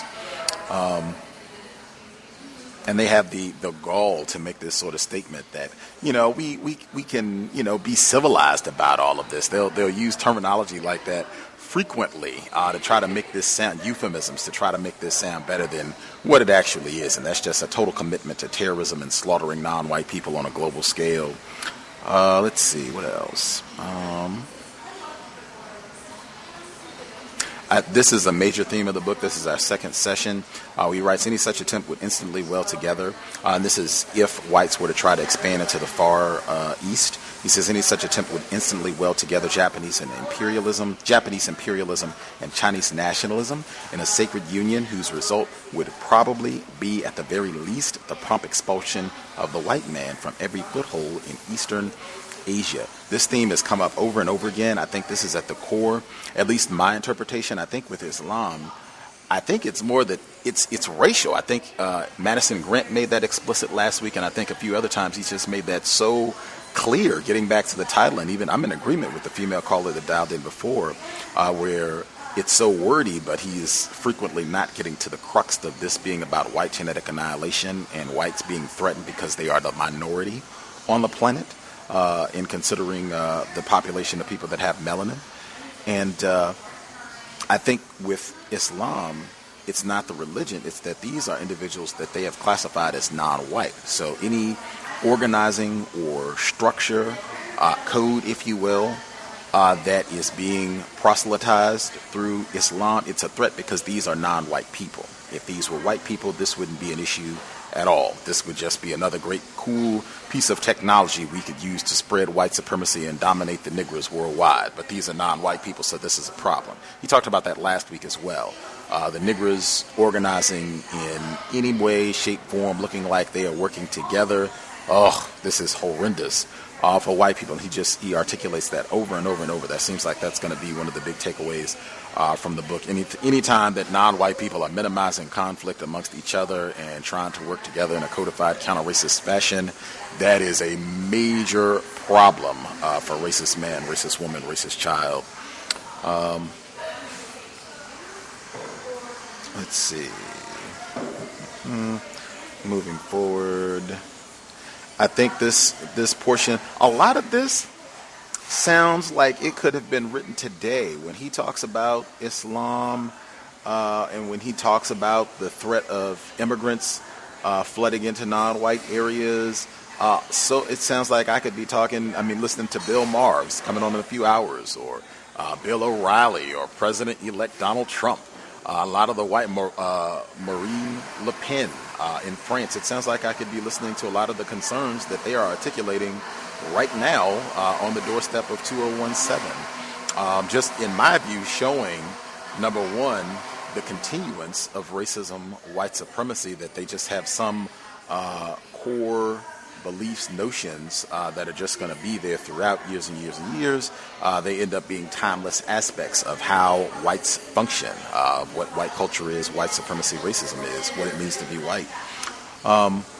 But yeah, the continued notion. This is where he says, from the resultant congestion, two avenues of escape will naturally present themselves: settlement of other portions of the Far East, today under white political control, but inhabited by colored populations, and pressure into accessible areas not merely under white political control, but also containing white populations. It is obvious that these are two radically distinct issues, for while a white nation might not unalterably oppose Mongolian immigration into its colored dependencies, it would almost certainly fight to limit rather than witness the racial swamping of lands settled by its own flesh and blood.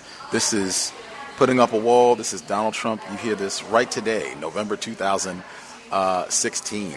The metaphors, I think, are really interesting as well. But this notion that, we're going to be invaded and all these, dark people are going to come in and change our way of life, and Islamophobia and this was what the terrorist in Norway, Anders Breivik, this is the same type of rhetoric that he said in his lengthy manifesto in 2011. Same types of fears that I think, again, get at what the female caller said. It's not saying white genetic annihilation, but that's what it is. That's what it is. Very verbose presentation. I did want to get in as well, the use of the term thrust, I think, in this writing, for me, is very sexual connotation, getting back to the genital level. Again, Welsing moment, when he said that before, this thrust, when he was talking about the invasion of non-white people.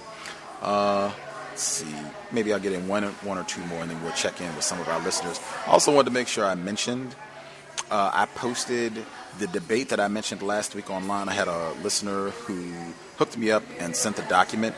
The debate between Lothrop Stoddard and W.E.B. Du Bois from 1929, Shall the Negro be encouraged to seek cultural equality? You can check it out. It's transcribed, so you can see what everybody said. It is fascinating. They spent some time talking about the definition of what we mean when we say culture, what we mean when we say equality, even what we mean when we say Negro. It is interesting. Check it out. If you've read it, you can feel free to insert your comments this week or as we proceed with the reading. I have read it, so I might comment this week. I'll have to see how we do with time. one more comment from the text. I think I had quite a bit of notes this week as well. Let's see. One last comment. I think his contempt for non-white people is not veiled. I think he's pretty consistent in the way that he talks about non-white people, that these are just savages, brutes, people that, should be mistreated, people that we should be dominating. I mean, these are clearly people that are, or they're not even people, but these are clearly beings who are not equal to whites. And the natural order of the world is for us to dominate and abuse them. I think that comes through consistently throughout the text. His use of the term breed when he's talking about non-white people, I think that's a Welsing moment. And again, that's one of those, in my view, where you're using terms like that are making the sexual component, the white genetic annihilation, that make that clearer than what he's actually saying when he's using terms in this manner that consistently are going back to procreation, reproduction, white genetic annihilation, us being a minority on a planet dominated by people who are classified as not white. Let's see. The last one I'll end with, the portion where he's talking about brown people. So this is chapter 3, where he says, its salient feature is instinctive recognition by all Near and Middle Eastern peoples that they are fellow Asiatics. However bitter may be their internecine feuds, this instinctive Asiatic feeling has been noted by historians for more than 2,000 years, and it is just as true today as in the past. Of course, it comes out most strongly in face of the non-Asiatic, which in practice has always meant the white man. I thought this was staggering for many reasons. Propaganda, again. I mean, this is just like, if you are a racist, if you are classified as white, you can stick a degree behind your name. I have a PhD. I went to Harvard or Yale or wherever you went to. I went to Oxford. I'm white. I have all these degrees and what have you. So I can just say whatever I want. You can just make up things out. What are you even talking about? This Asiatic feeling that we have, that we are all in this together amongst all these different groups of people. There is some genetic coding that, hey, we are all cool because we are. I mean, what are you even talking about? And I think this is so dangerous because, again, that notion of race. There's one race, the white race. Nobody else signed up. Nobody else joined up. I think it totally benefits and strengthens the system of white supremacy when they trick non-white people into thinking, yes, we sat down and joined some sort of race as Asiatics or black people or whatever else it is, when we totally did not. And then we get frustrated when we are not cooperating as fellow members of the same race, and then we end up having all these problems amongst each other. The only folks who have done this are whites. That is clear, that is self-evident. But it struck me just on so many levels, the folly of it to make this sort of thing up, that these folks are all in this together, and it can be documented by historians. It's been documented for 2,000 years, and he just goes on about this. And whites do this sort of thing all the time. They get to come out and flex their white expert card and say whatever they want, and it just gets to be taken as gospel because, this is an Ivy League historian, so, he said what he said. That's how you end up with things. They had the Rolling Stone article today where in court they reviewed that they had wronged UVA and printed this and said this, and then they had to retract the article. I will stop there to make sure other folks have an opportunity to comment. I don't think we missed anybody. Other folks have additional comments they wanted to make sure they got in? Can I be heard? Yes, sir. Yes.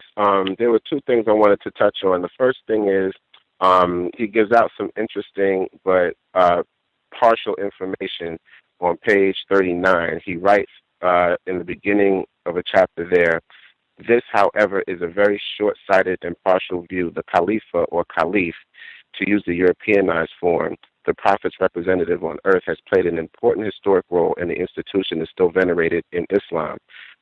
Well, he spells Khalifa one way, Khalifa, and then Caliph, Caliph. And both of those terms are valid. The Caliph with a C is actually the highest ranking military military person in Islam. And the Khalifa with a KH, or Caliph, is the highest ranking spiritual person, or the next person in line underneath Muhammad to lead the faith. So he only gives one of those meanings, and he calls this C letter one a Europeanized form, which I don't know it to be. I always, throughout my life, have known that word to be spelled both ways, and they both meant different things. And that's all I wanted to speak on with that. The other thing is on the following page, right before the chapter ended. And also I wanted to just give a shout out to Mel, and also to the narrator as well. He's doing a phenomenal job. So I've been wanting to do that from the beginning, so I just want to get that in. He writes, the Sahara itself is absolutely under Senussi control, while Zawiyas, bound in distant regions like Morocco, Lake Chad, and Somaliland. These local Zawiyas are more than mere lodges. Their spiritual and secular heads, the Mokadim, or priest, and the Wakil, or civil governor, have discretionary authority not merely over the Zawiya members, but also over the community at large. At least so great is the awe inspired by the Senussi throughout North Africa that a word from Wakil or Mokadim is always listened to and obeyed. Thus, beside the various European authorities, British, French, or Italian, as the case may be, there exists an occult government with which the colonial authorities are careful not to come into contact. This is just the most rhetorical, ethical nonsense I've ever seen.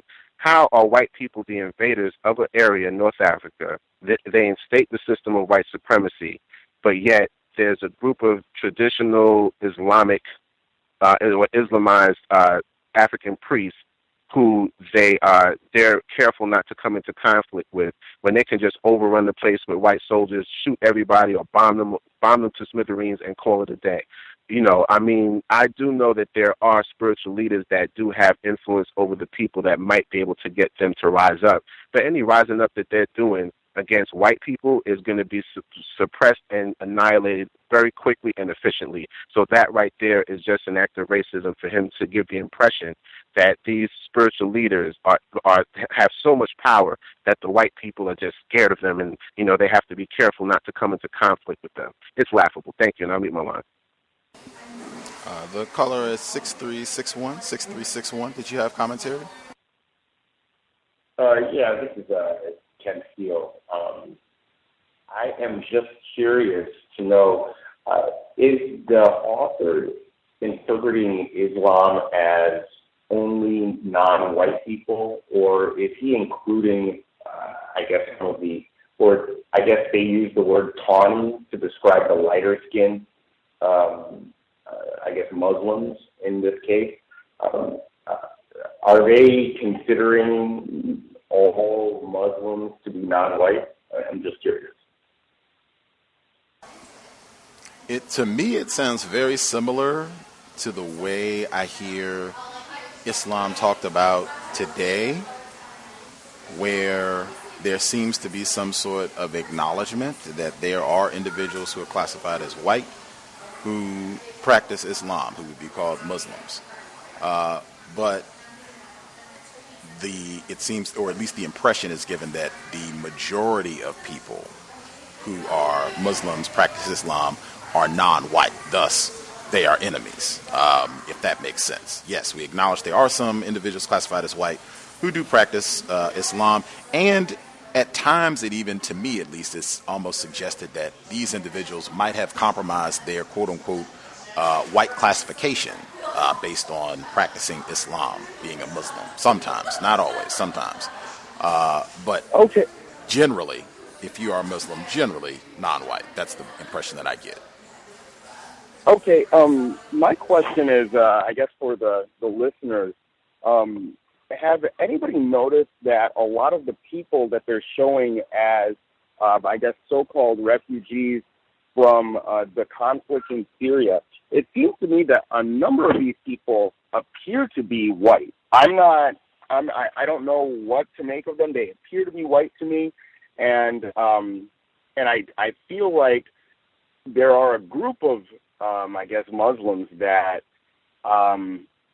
they seem to be in with white culture. I'm looking at the history of the family, the House of Saud, and they seem to be all white people. I'm looking at these people, And the leader of Syria, I think Bassa, he seems to be a blue-eyed white man. He looks like a tall, blue-eyed white man. So I get really confused when they talk about Muslims and Islam as a racial classification versus any other, versus a religious orientation. Is this something else that everybody else is picking up on, or am I the only person that's very confused by this?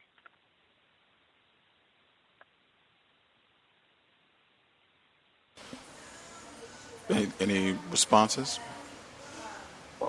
Yeah, man.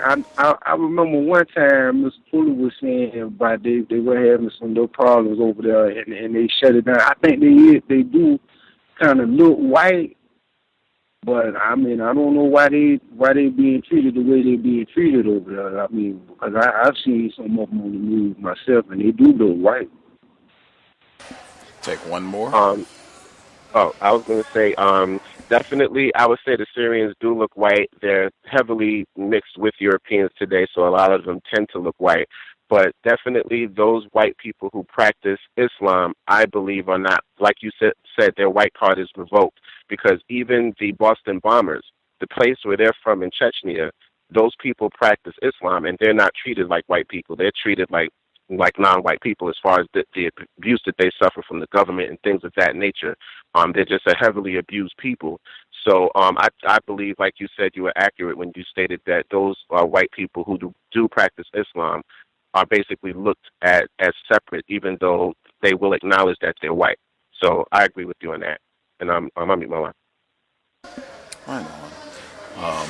I think we talked about that before, I think, on one of the broadcasts, and the confusion about whether the individuals that they are classifying as Syrian refugees or Syrian migrants, what is their racial classification? Are these folks classified as white or not white?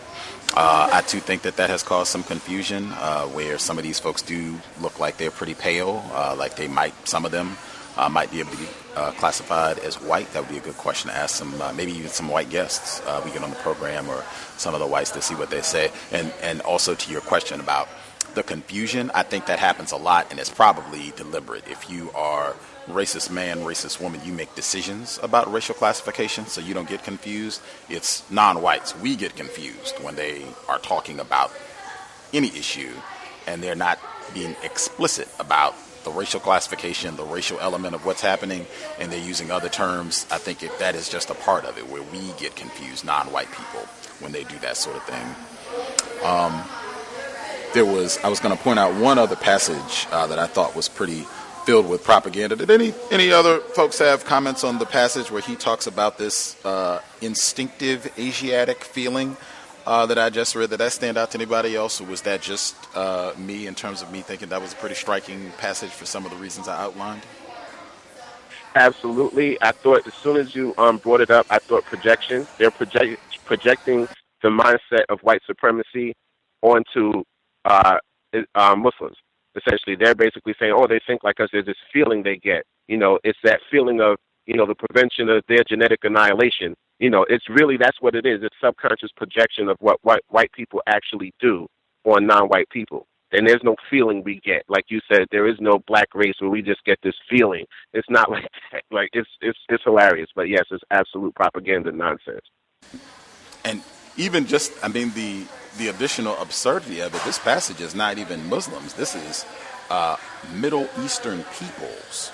Put that in quotes. So some of these people are Muslims, some of them are not, but they still have this common instinctive Asiatic feeling beyond their religious practice.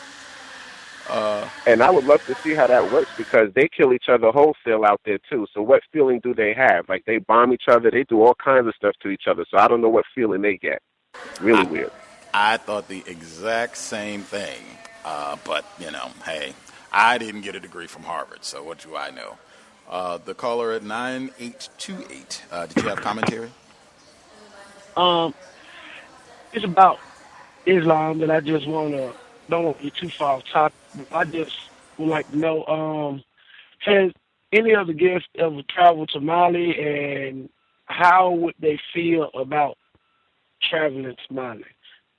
And I mute my line, but I was just wanted to ask that one question and just hear from everybody.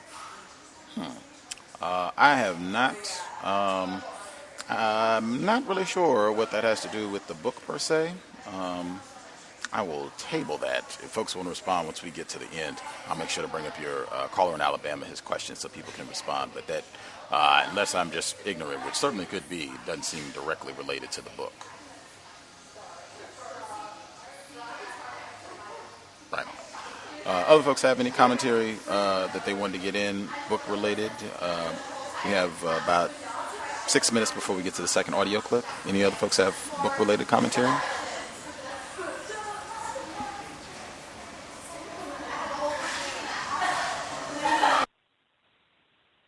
Yeah, hey, can I be heard? Yes, sir.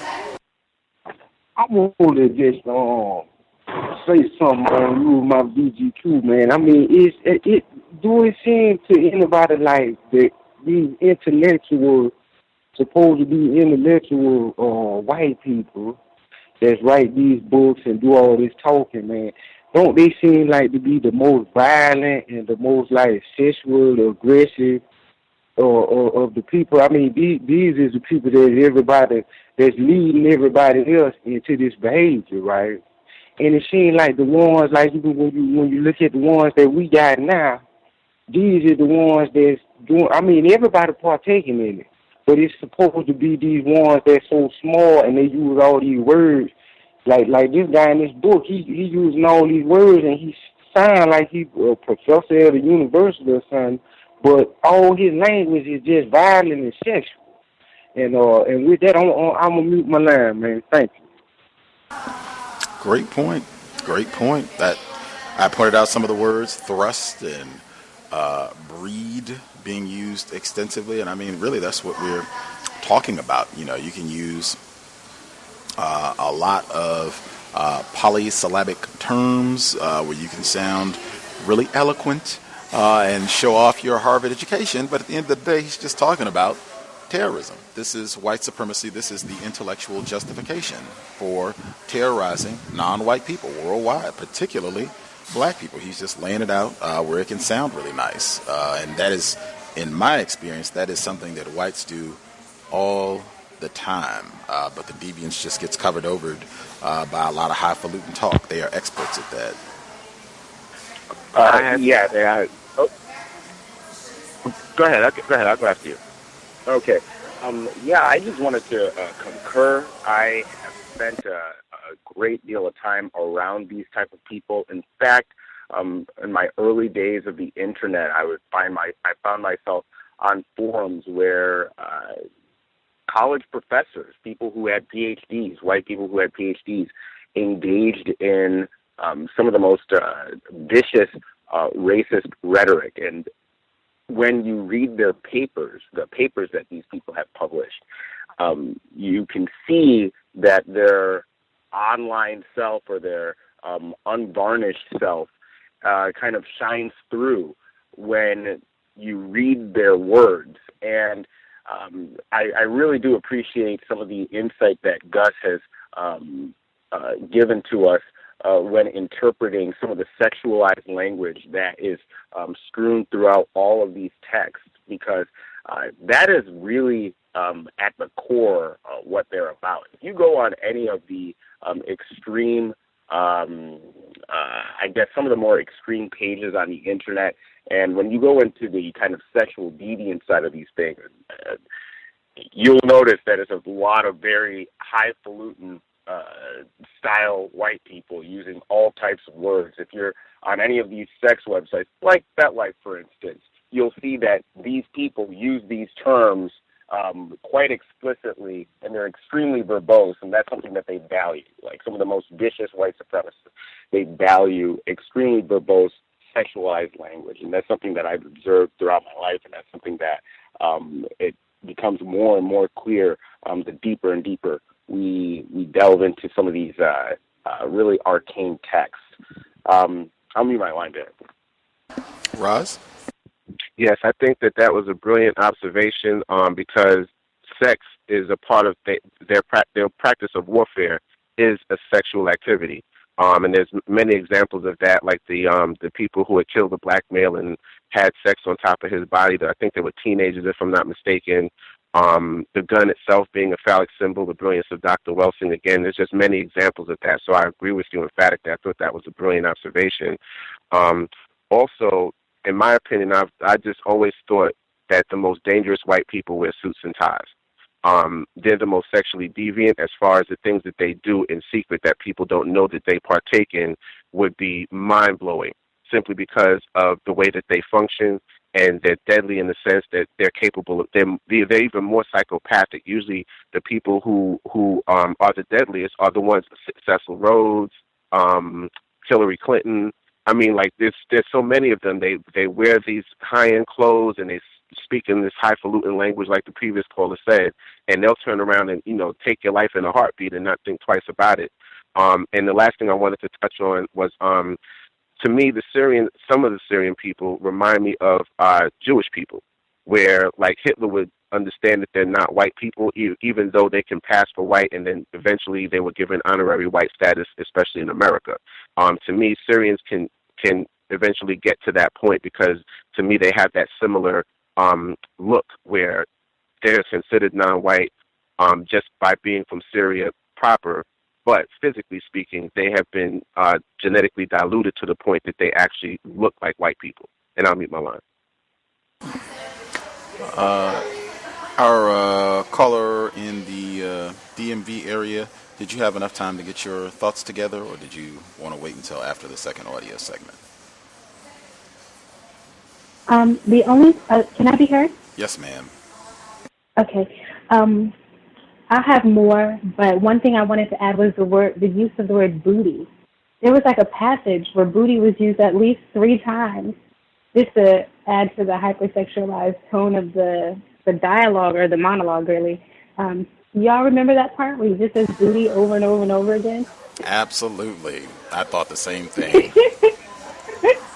Yes, and I it's thought not funny. booty, I was going to say, I thought booty was not just treasure, it was definitely sexual. So absolutely, I agree emphatically, and a brilliant observation. But I was like, I kind of laughed a little bit when I heard that. But anyway, I just wanted to mention that one too, that I picked up on booty. But I'll comment after this. And it speaks a lot to their homosexual culture. Booty. Oh, goodness. Wow. Dr. Welsing again. The passage that stood out in particular, where he says, with France, there is no need for haste. She has already realized why we withheld troops, which alone might have driven the invader from her soil. Her fingers are clutching more tightly around her oriental booty, yet she knows it is ours for the taking, but there is no need of haste. The world condemns the paltry thief, only the glorious conqueror wins the plaudits and approval of mankind. Now, that passage is a quote. That is not Stoddard. This is a quote of a non-white writer talking about trying to take the U.S. Territory in North America, citing the imperial leanings of Japan. But just the fact that he includes it, and that's not the only passage in the book where booty is written in this sense. So it's regular. This is not the only time, but that passage in particular stood out. Great commentary. The last thing I'll get in before we get to the second audio, I also thought the portion where he says the Meccan Hajj, where tens of thousands of picked zealots gather every year from every quarter of the Muslim world, is really an annual pan-Islamic conference to organize their propaganda. That was, again, one of those where I just thought, wow, staggering hyperbole. But again, what I said, what's at least to me seeming like one of the main themes of the book, is that any notion that non-white people could be organizing, I don't get the sense that this is a threat because of their religious practice, but it's non-white people that could be organizing, codifying their behavior in a constructive manner. That is the threat. We do not want to see non-white people organizing and doing anything to work against our white domination worldwide.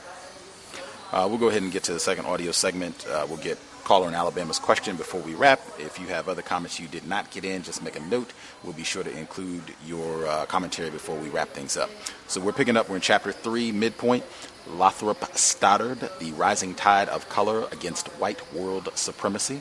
Context of White Supremacy. Audio segment number 2. On their part, the Senussi are equally careful to avoid a downright breach with the European powers. Their long-headed, cautious policy is truly astonishing. For more than half a century, the Order has been a great force, yet it has never risked the supreme adventure. In all the numerous fanatic risings against Europeans which have occurred in various parts of Africa, local Senussi have undoubtedly taken part, but the Order has never officially entered the lists. These Fabian tactics as regards open warfare do not mean that the Senussi are idle. Far from it. On the contrary, they are ceaselessly at work with the spiritual arms of teaching, discipline, and conversion. The Senussi program is the welding, first of Muslim Africa, and later of the whole Muslim world, into the revived imamat of Islam's early days, into a great theocracy embracing all true believers. In other words, pan-Islamism. But they believe that the political liberation of Islam from Christian domination must be preceded by profound spiritual regeneration, thereby engendering the moral forces necessary both for the war of liberation and for the fruitful reconstruction which should follow thereafter. This is the secret of the Order's extraordinary self-restraint. This is the reason why, year after year, and decade after decade, the Senussi advance slowly, calmly, coldly, gathering great latent power but avoiding the temptation to expend it one instant before the proper time. Meanwhile, they are covering Africa with their lodges and schools, disciplining the people to the voice of their makadems and wakils, and converting millions of pagan Negroes to the faith of Islam. And what is true of the Senussi holds equally for the other wise leaders who guide the pan-Islamic movement. They know both Europe's strength and their own weakness. They know the peril of premature action. Feeling that time is on their side, they are content to await the hour when internal regeneration and external pressure shall have filled to overflowing the cup of wrath. This is why Islam has offered only local resistance to the unparalleled white aggressions of the last 20 years. This is the main reason why there was no real holy war in 1914. But the materials for a holy war have long been piling high, as a retrospective glance will show. Europe's conquest of Africa and Central Asia toward the close of the last century, and the subsequent Anglo-French agreement mutually appropriating Egypt and Morocco, evoked murmurs of impotent fury from the Muslim world. Under such circumstances, the Russo-Japanese War of 1904 sent a feverish tremor throughout Islam. The Japanese might be idolaters, but the traditional Muslim loathing of idolaters as beings much lower than Christians and Jews, recognized by Muhammad as peoples of the book, was quite effaced by the burning sense of subjugation to the Christian yoke. Accordingly, the Japanese were hailed as heroes throughout Islam. Here we see again that the tendency toward an understanding between Asiatic and African races and creeds, in other words, a pan-colored alliance against white domination, which has been so patent in recent years. The way in which Islamic peoples begin looking to Japan is revealed by this editorial in a Persian newspaper, written in the year 1906. Quote, "Desirous of becoming as powerful as Japan, and of safeguarding its national independence, Persia should make common cause with it. An alliance becomes necessary. There should be a Japanese ambassador at Tehran. Japanese instructors should be chosen to reorganize the army. Commercial relations should also be developed." End quote.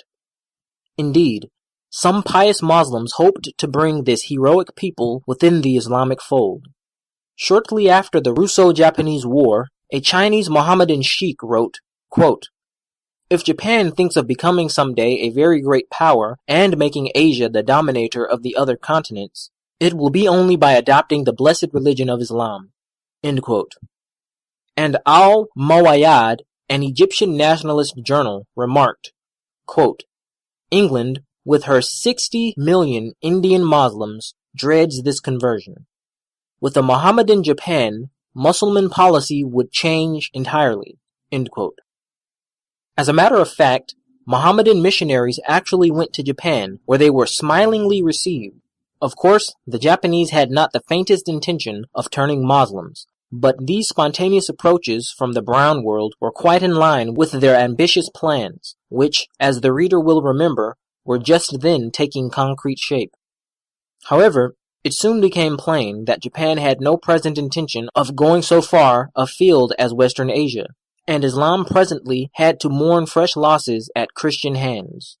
In 1911 came Italy's barefaced raid on Turkey's African dependency of Tripoli. So bitter was the anger in all Mohammedan lands at this unprovoked aggression that many European observers became seriously alarmed. Quote, "Why has Italy found defenseless Tripoli such a hornet's nest?" End quote. Queried Gabriel Hanatal, a former French minister of foreign affairs. Quote, "It is because she has to do not merely with Turkey, but with Islam as well.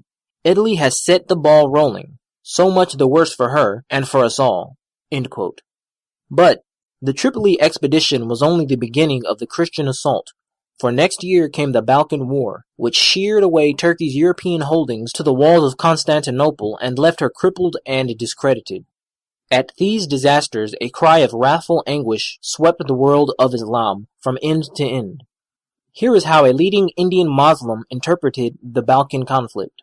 Quote, "The King of Greece orders a new crusade.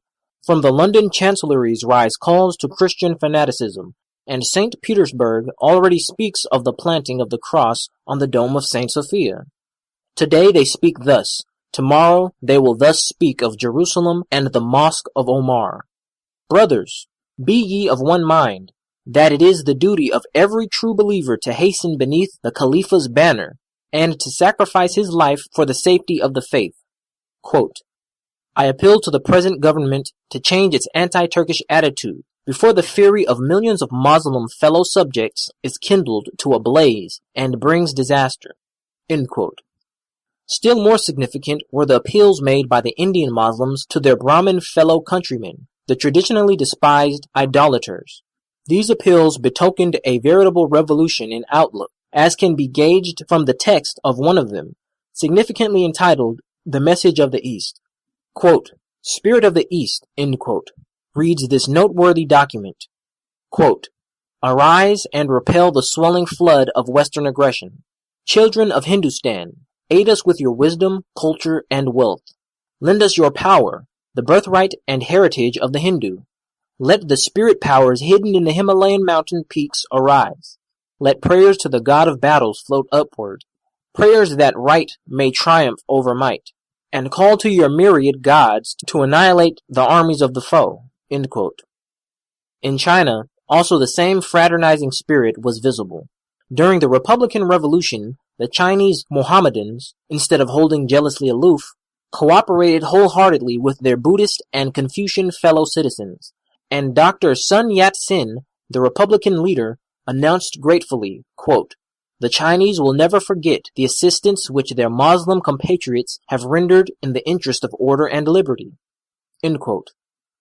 The Great War thus found Islam deeply stirred against European oppression, keenly conscious of its own solidarity, and frankly reaching out for colored allies in the projected struggle against white domination.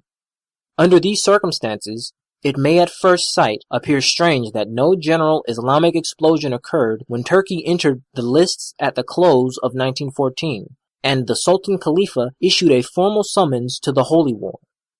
Of course, this summons was not the flat failure which Allied reports led the West to believe at the time. As a matter of fact, there was trouble in practically every Mohammedan land under Allied control.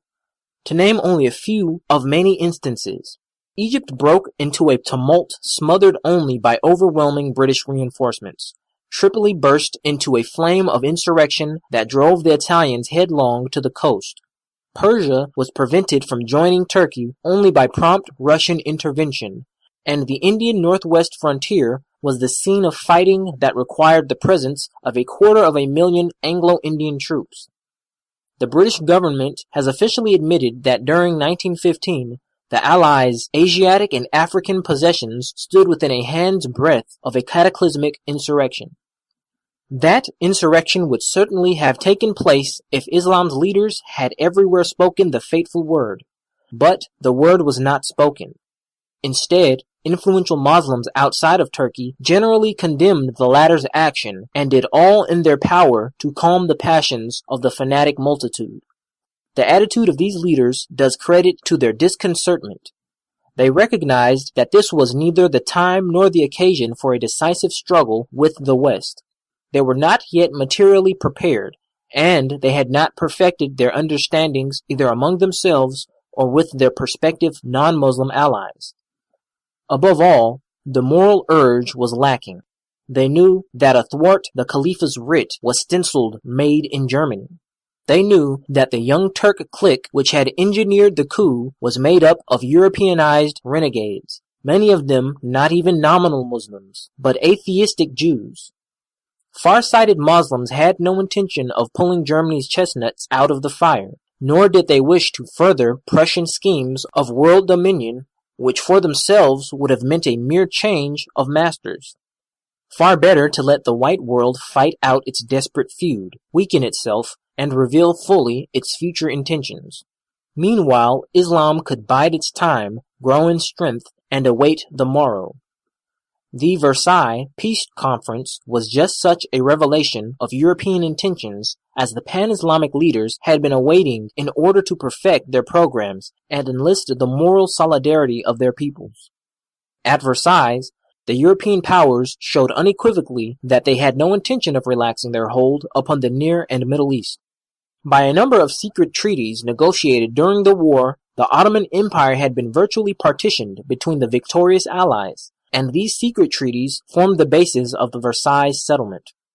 Furthermore, Egypt had been declared a British protectorate at the very beginning of the European struggle, while the Versailles Conference had scarcely adjourned before England announced an agreement with Persia, which made that country another British protectorate, in fact, if not in name. The upshot was, as already stated, that the Near and Middle East were subjected to European political domination as never before. But there was another side to the shield. During the war years, the Allied statesmen had officially proclaimed times without number that the war was being fought to establish a new world order based on such principles as the rights of small nations and the liberty of all peoples. These pronouncements had been treasured and memorized throughout the East. When, therefore, the East saw a peace settlement based not upon these high professions, but upon the imperialistic secret treaties, it was fired with a moral indignation and sense of outraged justice never known before. A tide of impassioned determination began rising, which had already set the entire East in tumultuous ferment, and which seems merely the premonitory groundswell of a greater storm. Many European students of Eastern affairs are gravely alarmed at the prospect. Here, for example, is the judgment of Leone Caetani, Duke of Sermoneta, an Italian authority on Oriental and Mohammedan questions. Speaking in the spring of 1919 on the war's effect on the East, he said, quote, "The convulsion has shaken Islamic and Oriental civilization to its foundations. The entire Oriental world, from China to the Mediterranean, is in ferment. Everywhere, the hidden fire of anti-European hatred is burning. Riots in Morocco, risings in Algiers, discontent in Tripoli, so-called nationalist attempts in Egypt, Arabia, and Libya are all different manifestations of the same deep sentiment, and have as their object the rebellion of the Oriental world against European civilization." End quote. The state of affairs in Egypt is a typical illustration of what has been going on in the East ever since the close of the late war. Egypt was occupied by England in 1882, and British rule has conferred immense material benefits, raising the country from anarchic bankruptcy to ordered prosperity.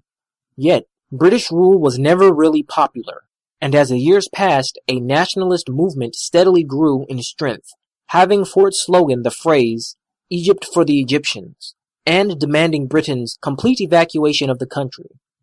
This demand Great Britain refused even to consider. Practically all Englishmen are agreed that Egypt, with the Suez Canal, is the vital link between the eastern and western halves of the British Empire, and they therefore consider the permanent occupation of Egypt an absolute necessity. There is thus a clear deadlock between British imperial and Egyptian national convictions. Some years before the war, Egypt became so unruly that England was obliged to abandon all thoughts of conciliation and initiated a regime of frank repression enforced by Lord Kitchener's heavy hand.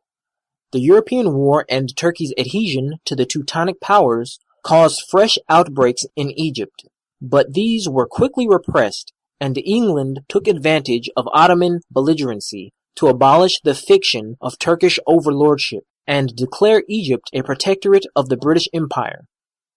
During the war, Egypt, flooded with British troops, remained quiet, but the end of the war gave the signal for an unparalleled outburst of nationalist activity. Basing their claims on such doctrines as the rights of small nations and the self-determination of peoples, the nationalists demanded immediate independence and attempted to get Egypt's case before the Versailles Peace Conference. In defiance of English prohibitions, they even held a popular plebiscite, which upheld their claims. When the British authorities answered this defiance by arresting nationalist leaders, Egypt flamed into rebellion from end to end. Everywhere it was the same story. Railways and telegraph lines were systematically cut. Trains were stalled and looted. Isolated British officers and soldiers were murdered. In Cairo alone, thousands of houses were sacked by the mob. Soon, the danger was rendered more acute by the eruption out of the desert of swarms of Bedouin Arabs bent on plunder.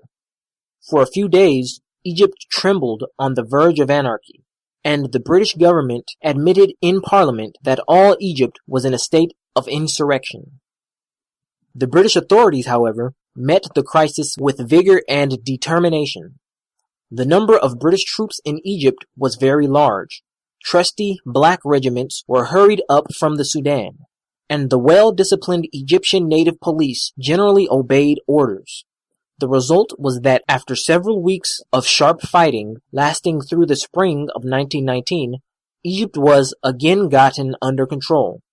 The outlook for the future is, however, ominous in the extreme. Order is indeed restored, but only the presence of massed British and Sudanese black troops guarantees that order will be maintained. Even under the present regime of stern martial law, hardly a month passes without fresh rioting and heavy loss of life. Egypt appears nationalist to the core.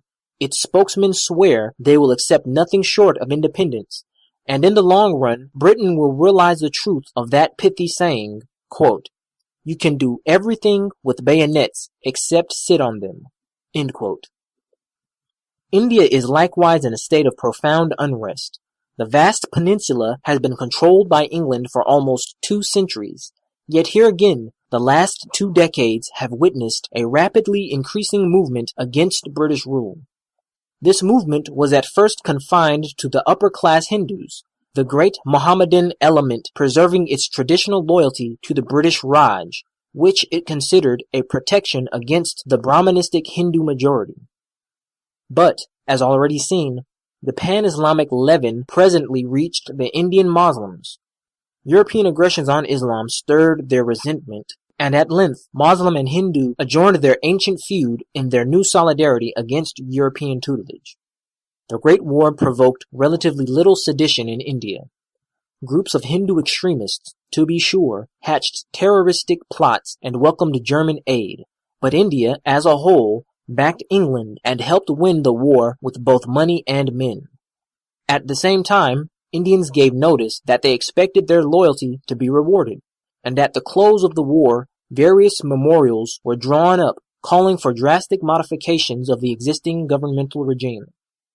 India is today governed by an English civil service whose fairness, honesty, and general efficiency no informed person can seriously impugn. But this no longer contents Indian aspirations. India desires not merely good government, but self-government. The ultimate goal of all Indian reformers is emancipation from European tutelage, though they differ among themselves as to how and when this emancipation is to be attained. The most conservative would be contentment with self-government under British guidance. The middle group asks for the full status of a dominion of the British Empire, like Canada and Australia, while the radicals demand complete independence. Even the most conservative of these demands would, however, involve great changes of system and a diminution of British control. Such demands arouse in England mistrust and apprehension. Englishmen point out that India is not a nation, but a congeries of diverse peoples, spiritually sundered by barriers of blood, language, culture, and religion. And they conclude that, if England's control were really relaxed, India would get out of hand and drift toward anarchy. As for Indian independence, the average Englishman cannot abide the thought, holding it fatal for both the British Empire and for India itself. The result has been that England has failed to meet Indian demands, and this in turn has aroused an acute recrudescence of dissatisfaction and unrest. The British government has countered with coercive legislation like the Rowlatt Acts and has sternly repressed rioting and terrorism. British authority is still supreme in India, but it is an authority resting more and more upon force. In fact, some Englishmen have long considered British rule in India, despite its imposing appearance, a decidedly fragile affair. Many years ago, Meredith Townsend, who certainly knew India well, wrote, quote, "The English think they will rule India for many centuries, or forever. I do not think so, holding rather the older belief that the empire which came in a day will disappear in a night. Above all this inconceivable mass of humanity, governing all, protecting all, taxing all, rises what we call here the empire, a corporation of less than 1,500 men, partly chosen by examination, partly by co-optation, who are set to govern, and who protect themselves in governing by finding pay for a minute white garrison of 65,000 men, 1/5 of the Roman legions, though the masses to be controlled are double the subjects of Rome. That corporation and that garrison constitute the Indian Empire. There is nothing else. Banish those 1,500 men in black, defeat that slender garrison in red, and the empire has ended. The structure disappears, and brown India emerges, unchanged and unchangeable. To support the official world and its garrison, both, recollect, smaller than those of Belgium, there is, except Indian opinion, absolutely nothing. Not only is there no white race in India, not only is there no white colony, but there is no white man who proposes to remain.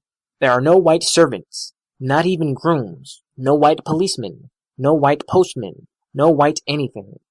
If the brown men struck for a week, the empire would collapse like a house of cards, and every ruling man would be a starving prisoner in his own house. He could not move or feed himself or get water." End quote. These words aptly illustrate the truth stated at the beginning of this book, that the basic factor in human affairs is not politics, but race, and that the most imposing political phenomena of themselves mean nothing. And that is just the fatal weakness underlying the white man's present political domination over the brown world. Throughout that entire world, there is no settled white population, save in the French colonies of Algeria and Tunis along the Mediterranean seaboard, where whites form perhaps 1/6 of the total. Elsewhere, from Morocco to the Dutch Indies, there is, in the racial sense, as Townsend well says, no white anything. And if white rule vanished tomorrow, it would not leave a human trace behind. White rule is therefore purely political, based on prescription, prestige, and lack of effective opposition. These are indeed fragile foundations. Let the brown world once make up its mind that the white man must go, and he will go, for his position will have become simply impossible. It is not solely a question of a holy war. Mere passive resistance, if genuine and general, would shake white rule to its foundations, and it is precisely the determination to get rid of white rule which seems to be spreading like wildfire over the brown world today. The unrest which I have described in Egypt and India merely typify what is going on in Morocco, Central Asia, the Dutch Indies, the Philippines, and every other portion of the brown world whose inhabitants are above the grade of savages. Another factor favoring the prospects of brown emancipation is the lack of sustained resistance which the white world would probably offer. For the white world's interests in these regions, though great, are not fundamental, that is to say, racial. However grievously they might suffer politically and economically, racially the white peoples would lose almost nothing. Here again we see the basic importance of race in human affairs. Contrast, for example, England's attitude toward an insurgent India with France's attitude toward an insurgent North Africa. England, with nothing racial at stake, would hesitate before a reconquest of India involving millions of soldiers and billions of treasure. France, on the other hand, with nearly 1 million Europeans in her North African possessions, half of those full-blooded Frenchmen, might risk her last franc and her last poilu, rather than see these blood brothers slaughtered and enslaved. Assuming, then, what today seems probable, that white political control over the brown world is destined to be sensibly curtailed, if not generally eliminated, what are the larger racial implications? Above all, will the browns tend to impinge on white race areas as the yellows show signs of doing? Probably no, at least not to any great extent. In the first place, the brown world has within its present confines plenty of room for potential race expansion. Outside India, Egypt, Java, and a few lesser spots, there is scarcely a brown land where natural improvements such as irrigation would not open up extensive settlement areas. Mesopotamia alone, now almost uninhabited, might support a vast population, while Persia could nourish several times its present inhabitants. India, to be sure, is almost as congested as China, and the specter of the Indian coolie has lately alarmed white lands like Canada and South Africa almost as much as the Chinese coolie has done. But an independent India would fall under the same political blight as the rest of the brown world, the blight of internecine dissensions and wars. The brown world's present growing solidarity is not a positive but a negative phenomenon. It is an alliance against a common foe of traditional enemies who, once the bond was loosed in victory, would inevitably quarrel among themselves. Turk would fly at Arab, and Turkoman at Persian, as of yore, while India would become a welter of contending Hindus, Muslims, Sikhs, Gurkhas, and heaven knows what, until perchance disciplined anew by the pressure of a yellow peril. In Western Asia, it is possible that the spiritual and cultural bonds of Islam might temper these struggles. But Western Asia is precisely that part of the brown world where population pressure is absent. India, the overpeopled brown land, would undergo such a cycle of strife as would devour its human surplus and render distant aggressions impossible. A potential brown menace to white race areas would indeed arise in case of a brown-yellow alliance against the white peoples. But such an alliance could occur only in the first stages of a pan-colored war of liberation, while the pressure of white world predominance was still keenly felt, and before the divisive tendencies within the brown world had begun to take effect. Short of such an alliance, wherein the browns would abet the yellows' aggressive racial objectives in return for yellow support of their own essentially defensive political ends, the brown world's emancipation from white domination would apparently not result in more than local pressures on white race areas. It would, however, affect another sphere of white political control, Black Africa. The emancipation of brown, Islamic North Africa would inevitably send a sympathetic thrill through every portion of the Dark Continent, and would stir both Mohammedan and pagan Negroes against white rule. Islam is, in fact, the intimate link between the brown and black worlds, but this subject, with its momentous implications, will be discussed in the next chapter. Discussed in the next chapter next week. Context of White Supremacy, that will do it. We'll pick up next week. We'll be on the beginning of chapter 4. Number again is 641-715-3640. The code is 564-943#. Press *6 if you would like to participate. We have a smidge less than 30 minutes left, so please do not wait till the last minute if you have commentary you would like to share. Everybody is with us who dialed in with a hand up. The caller at 5771, last four digits. Did you have commentaries? Yes, can I be heard? Yes, sir. Just a couple of things. I remember last week when we were talking about the book and the time frame that it was in. I was saying one of the events that probably prompted the necessary writing of the book was, the 1920s was the height of the Garvey movement.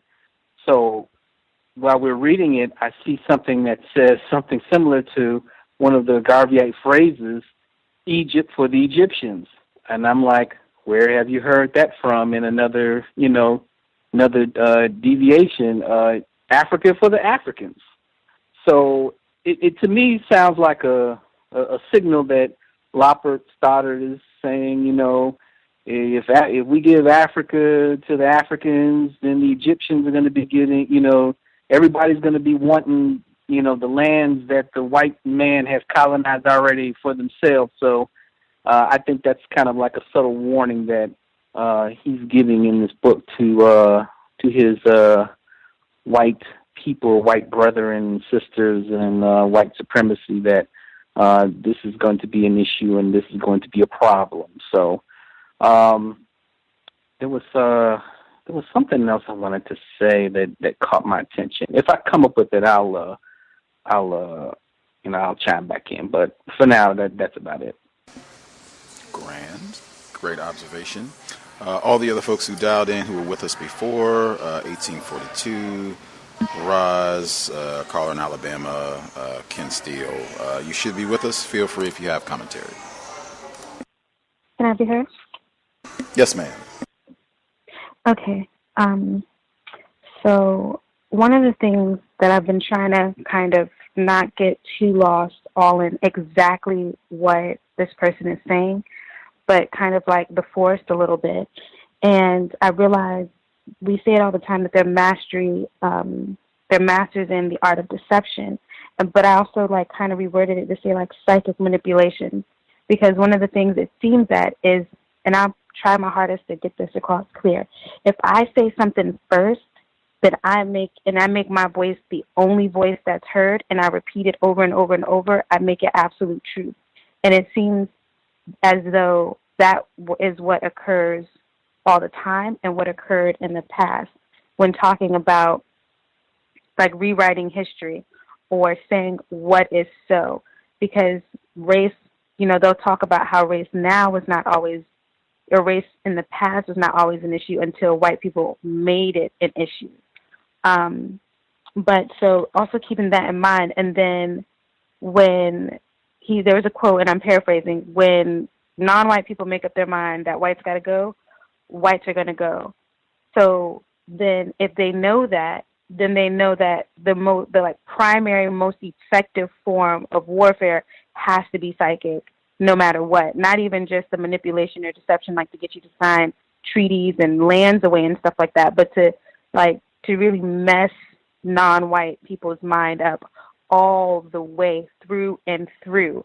Because if we ever got clear, if we ever woke up, or if we ever got clarity, if our minds got clear long enough, we would all eventually come to a very similar resolve around the world. Maybe there are cliques and stuff like that in certain places who manage to make white friends and all that kind of stuff. But if the globe and at one time non-white people just we'd be like, this got to end. These people got to go. Too much has been done. They keep doing stuff. It's just not going to work. Just at a basic level. But then I also thought about something that was interesting to invoke or respect Dr. Welsing's work. And she always used the analogy of chess. So if the white board moves, or the white piece moves first, and so that they have this fear. I also thought when they stepped off of the peninsula, went around the world, realized that the world was brown. There were many choices. It didn't have to be white domination. That didn't have to be the only thing that they could have done. But there was a fear that everyone, and someone else mentioned it, that the rest of the world would respond to them the way that they chose to respond to the rest of the world. Because it's quite possible if they didn't want to disappear, they could actually use their psychic manipulation and all that on each other and elevate, the white man elevate the white woman and the white woman elevate the white man and make it so that they found nobody else valuable enough to engage in sexual activity and have a mixed race population. They could just say, well, we want to be here in perpetuity, so let's only have sex with each other. But they didn't make that choice. So off of that, if the chessboard, then the white piece makes the move to go and dominate and subjugate the rest of the world. And so, which is really interesting, because just by knowing that, if I'm just thinking about how I was viewing it, if that's their move based off of fear, and they've already said if non-white people ever realize that we just don't want them here anymore, we could just not have them anymore. He also doesn't mention weapons. Like, he uses words like force and stuff, but he never really talks about the reason that non-white people have been ineffective at getting rid of them is because they went and amassed weapons and kept everybody else from having weapons. And just, that makes a really big difference when you have, cannons and people don't, or you have automatic weapons and other people don't. So it's not so much that we just didn't have our mind right to do it. It's weapons really, really kind of kept us from doing it. But anyway, back to the chessboard. If they make that move, not if, but since they made that move first, off of fear, thinking, well, we got to subjugate and dominate everybody else, because if we don't, they're going to turn around and do it to us, and we're going to be gone. Then that was their move. So then our move would be like, if we understood that, it kind of checkmates them anyway, because they already know the thing that we need to know. Am I being clear? I don't know if I am, but one of the things that came across about white psychology is a constant fear of loss. Like, it's just in everything that they talk about, everything that they do, they just fear losing anything and everything that they think they have ever had. And I'll mute myself on that. Right on. Other folks that was that you? Can I be heard? Yes, sir. Yes, sir. Yes, greetings. Greetings. I think the previous caller made some really, really incredibly brilliant observations. And she's absolutely right. He uses a lot of verbiage, but the buckets and buckets of words. But essentially, he is letting them know in so many words that, like she said, if we were to just, snap out of the spell that we're under, the white supremacist spell, and we all came to the same consensus, the same answer, there would really be nothing they could do about it. It'll get really bad, but there's nothing they could do about it. There's not enough of them unless they do something really crazy, which I believe, like Michael Bradley said, if they can't have the planet, they are willing to destroy the entire planet and every living thing on it. So that's something we have to think about. But I think that's a heavy warning that he's giving. On page 40, where I talked about the fact that he had given the impression that the traditional Muslim priesthood had some power that the white people had to be wary of. On the following paragraph, he writes, on their part, the Senussi are equally careful to avoid a downright breach with the European powers. Their long-headed, cautious policy is truly astonishing. For more than half a century, the order has been a great force, yet it has never risked the supreme adventure. That's what they call the war with white supremacists, the supreme adventure. In all the numerous frenetic risings against Europeans which have occurred in various parts of Africa, the local Senussi have undoubtedly taken part, but the order has never officially entered the lists. And basically what he's saying is they know who's really in power, and that's why he said it was their long-headed, cautious policy is truly astonishing, meaning their ability to kowtow to white supremacy is truly astonishing. That's all that's saying right there. He's just speaking in code. And I find the term Senussi very interesting because there's a priest named Credo Mutwa from South Africa, and he's actually known as what they call a high Senussi, which is a high priest from South Africa. So I want to do some research to see if there's any connection there, because I find it's spelled differently though, but it's pronounced exactly the same way. Later in the text, he writes, the English point out that India is not a nation, but a country is a diverse people spiritually sundered by barriers of blood, language, culture, and religion. And they conclude that if England's control were really relaxed, India would get out of hand and drift towards anarchy. And when he was going through each area that Britain had control of, and then he named a bunch of places at the end of the treatise he was giving, all he's saying is exactly what I've always said, that white people are anthropomorphic cancer. Wherever they go, they bring death and destruction. And the kind of wars they create amongst non-white people is legendary. When you look at the situation in India, where they named all those groups, the Sikhs, the Gurkhas, the Hindus, the Muslims, what they did there was they basically did there what they did in Rwanda with the Hutu and the Tutsi. They took the Muslim minority and put them against the Hindu majority. And when they left, the problems were so bad that they had to have their own separate country that we now know as Pakistan. And both of them now have nukes, and they're ready to blow each other to smithereens based on the wars that were created by white people. And wherever they go, that's what they create, is just sheer anarchy. They are death on two legs. And like Gus always says, don't sleep on them and don't sleep with them. And I think this text really brings, this portion of the text is grandiose and propagandized as it is. It really brings home the fact that they're just destruction on two legs. And it's really gives a lot of pause for thought. And again, Dr. Welsing's brilliance shines in just what we're garnering from the text. Thank you. Right on. Other folks we have not heard from have commentary.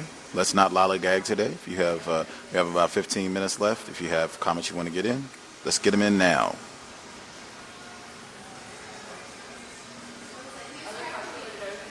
Can I be heard? Yes, sir.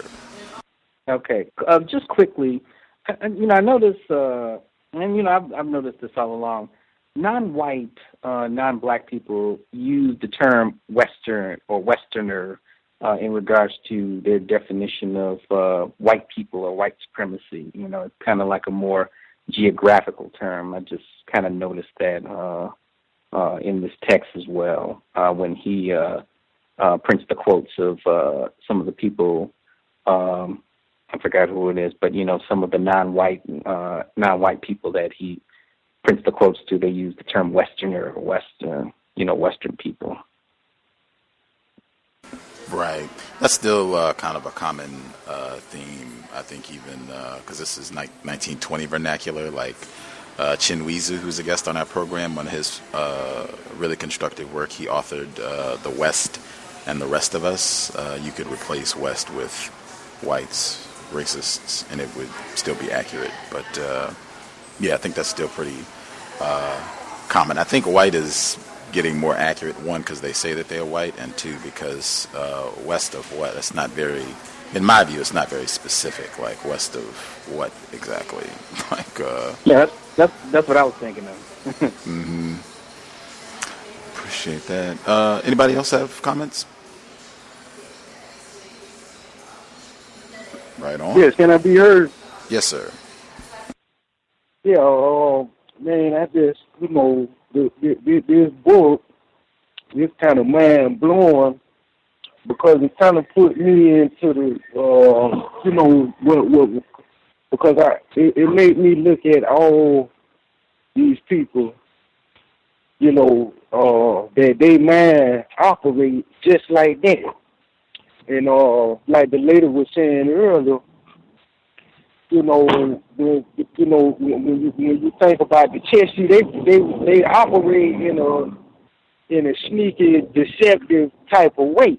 You see what I'm saying? And I know he said something. One thing I caught on by the book where he said that he said somewhere was a place for savages, a place where the Indians was at, or something like that. There was a place for savages without them, right? And I'm like, well, golly, if it's a place for savages, then what make these people want to go over there and just terrorize the people that take the land? But anyhow, like I was saying, man, when it comes to playing chess, so people know how they play in the game.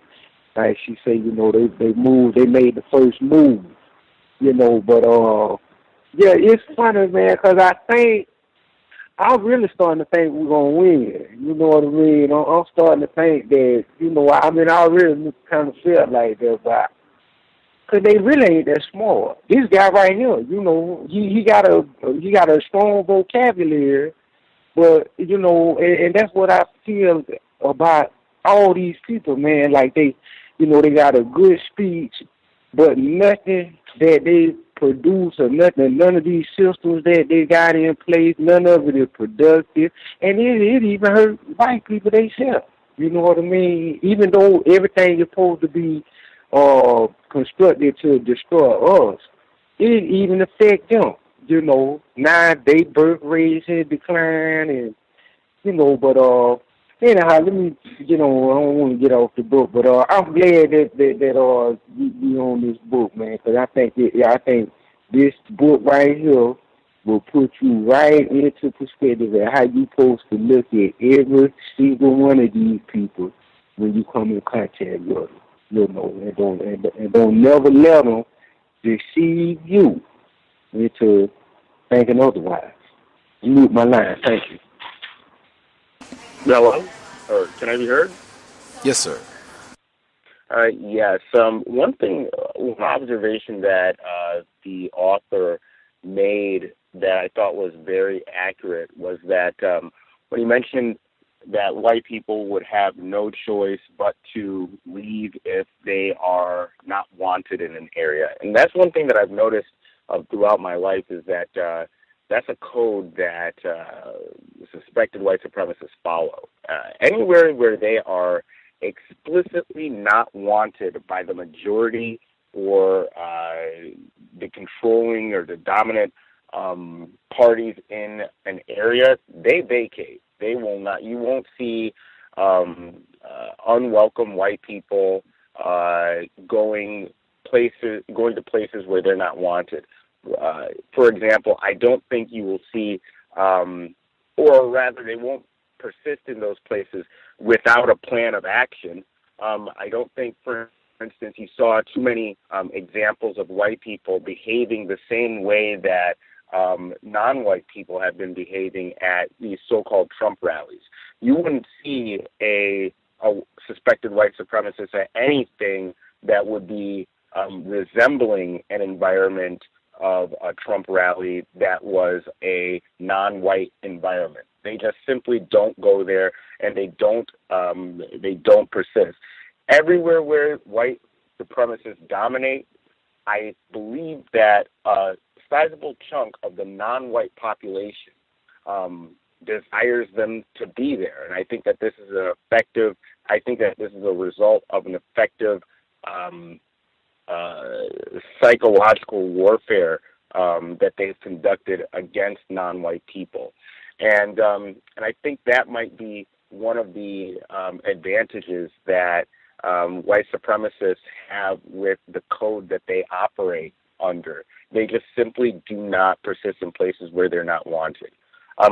Again, I've seen examples of non-white people seeking to be in environments where they are not wanted. For example, the non-white person that was at the Trump rally, Does this have to relate to the book? It seems like we've deviated.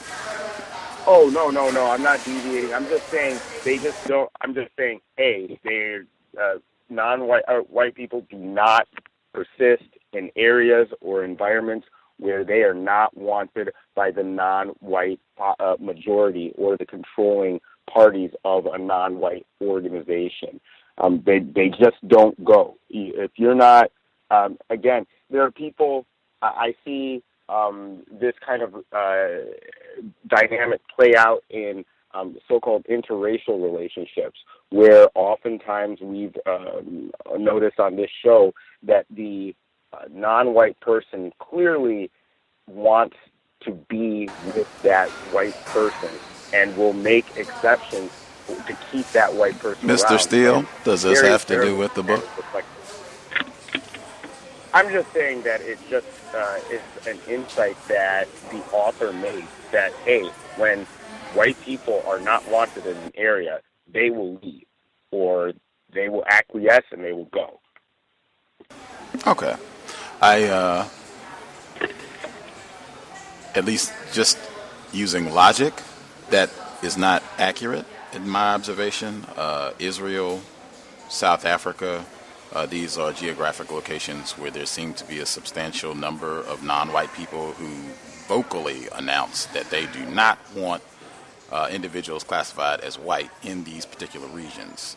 Israel, South Africa, and it seems like there's still a significant population of whites in these regions, and they seem to have a substantial amount of power, and there seems to be no indication that they're leaving by, 2017, 2020, 2050. I think Guantanamo Bay might be another area where whites are occupying territory. Non-white people, vocally, a sizable number of them announced that they would prefer that whites not be in that area, and they're still there. I think there are some other locations I could name as well, but at least just using logic, it seems to be that whites frequently flex pretty hard and demonstrate that they'll go wherever they want, regardless of how non-white people feel about it.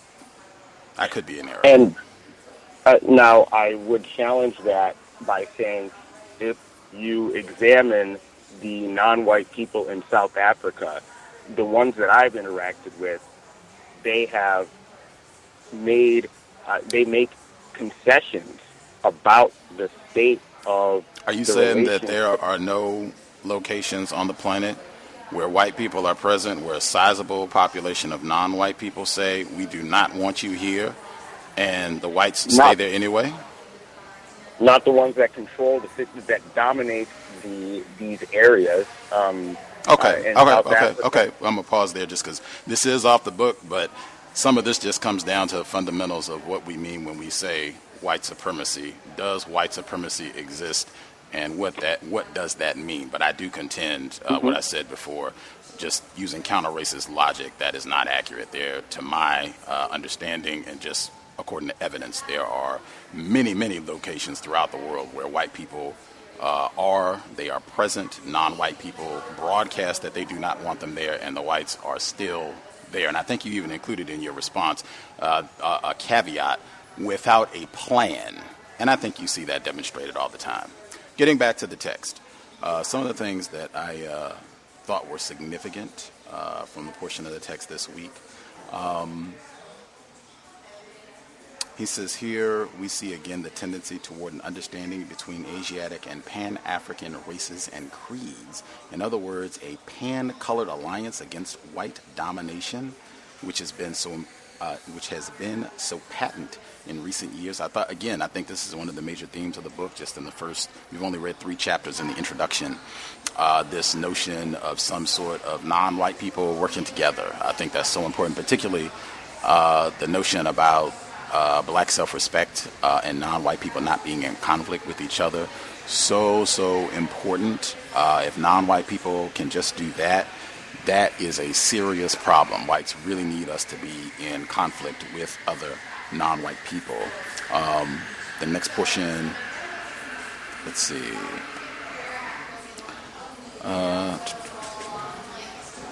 He says, he's quoting a non-white writer. He says, these appeals betokened a veritable revolution in outlook as can be gauged from the text of one of them, significantly entitled The Message of the East. Spirit of the East reads this noteworthy document, arise and repel the swelling flood of Western aggression. Children of Hindustan, aid us with your wisdom, culture, and wealth. Lend us your power, the birthright and heritage of the Hindu. Let the spirit powers hidden in the Himalayan mountain peaks rise. Let prayers to the God of battles float upward, where he goes on quoting all of this and talking about some of the religious practices. These are non-white people in this area of the world they're hoping to dominate as well. Let's see. Next quote, or next passage that I highlighted. European aggression, keenly conscious of its own solidarity and frankly reaching out for colors in the projected struggle against white domination. I thought this was important, just keenly conscious. I know that comes up on this program all the time, and in conversations on racism in general, are whites aware of racism, white supremacy? I contend that you cannot be a white person and be ignorant about racism. It seems that he is in agreement with me that whites, they are keenly aware, keenly conscious, he says, of this aggression and their solidarity in dominating non-white people. That's, I think that's a core aspect of what it means to be white. I just don't think that it's possible to exist as someone classified as white and not understand what that means by the time you are, definitely by 5, maybe even before that. And I have talked to whites who said that they have been racist since conception, so whatever. And I could be in error. I will stop there. I will again say, if we had anybody who was able to read the debate, would have been grand to hear your commentary. If you were not, that is fine, because you will have an opportunity. It's not very long. It's like 20 pages. The debate between Stoddard and W.E.B. Du Bois. It's titled, "Shall the Negro Be Encouraged to Seek Cultural Equality?" And again, this is from 1929, so this is roughly a decade after the book we're reading now was published. And one other quick thing I did want to add as well. And just in terms of how books like this and a white person going out and talking and presenting these type of views, the impact that can have. This book came out in 1920, right? 1924, you have the Immigration Act, which severely restricts non-white people being able to legally come to this area of the world. It's almost like they were deliberately saying we do not want non-white people coming into this part of the world. That you had people like Madison Grant, who wrote the introduction to this book, who were proponents of and calling for such legislation, certainly influenced by a book like this. That's what I mean about just the influence when you have white intellects like this guy, or even permanent figures of all sorts, how that impacts large numbers of white people's thought, speech, and action, and produces concrete white supremacy results. Immigration Act of 1924. I thought that was important as well. We've done our 3 hours. We will be back next Friday. For folks who listen to the archives of this, if you have commentary you would like to share, drop an email, untiljustice@gmail.com. I think we will be on this book for at least 3 weeks, maybe even longer than that, so it should be a while. We should have like at least approximately a month to be on this book. So if you are catching up in the archives, you have commentary, we can include it as we go. If you read the debate, certainly chime in, because it is interesting. I read it, and if you download the copy that I posted on my Facebook page, I have noted particular portions that I thought were significant, so you can check those out and add your own as we go through. But that commentary on that would be welcome anytime as we continue with the text. We'll be here tomorrow, compensatory call-in, 9 p.m.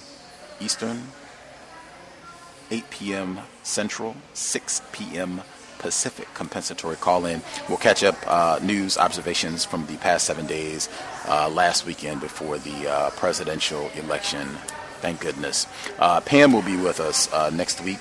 It will be day after the election, so next Wednesday.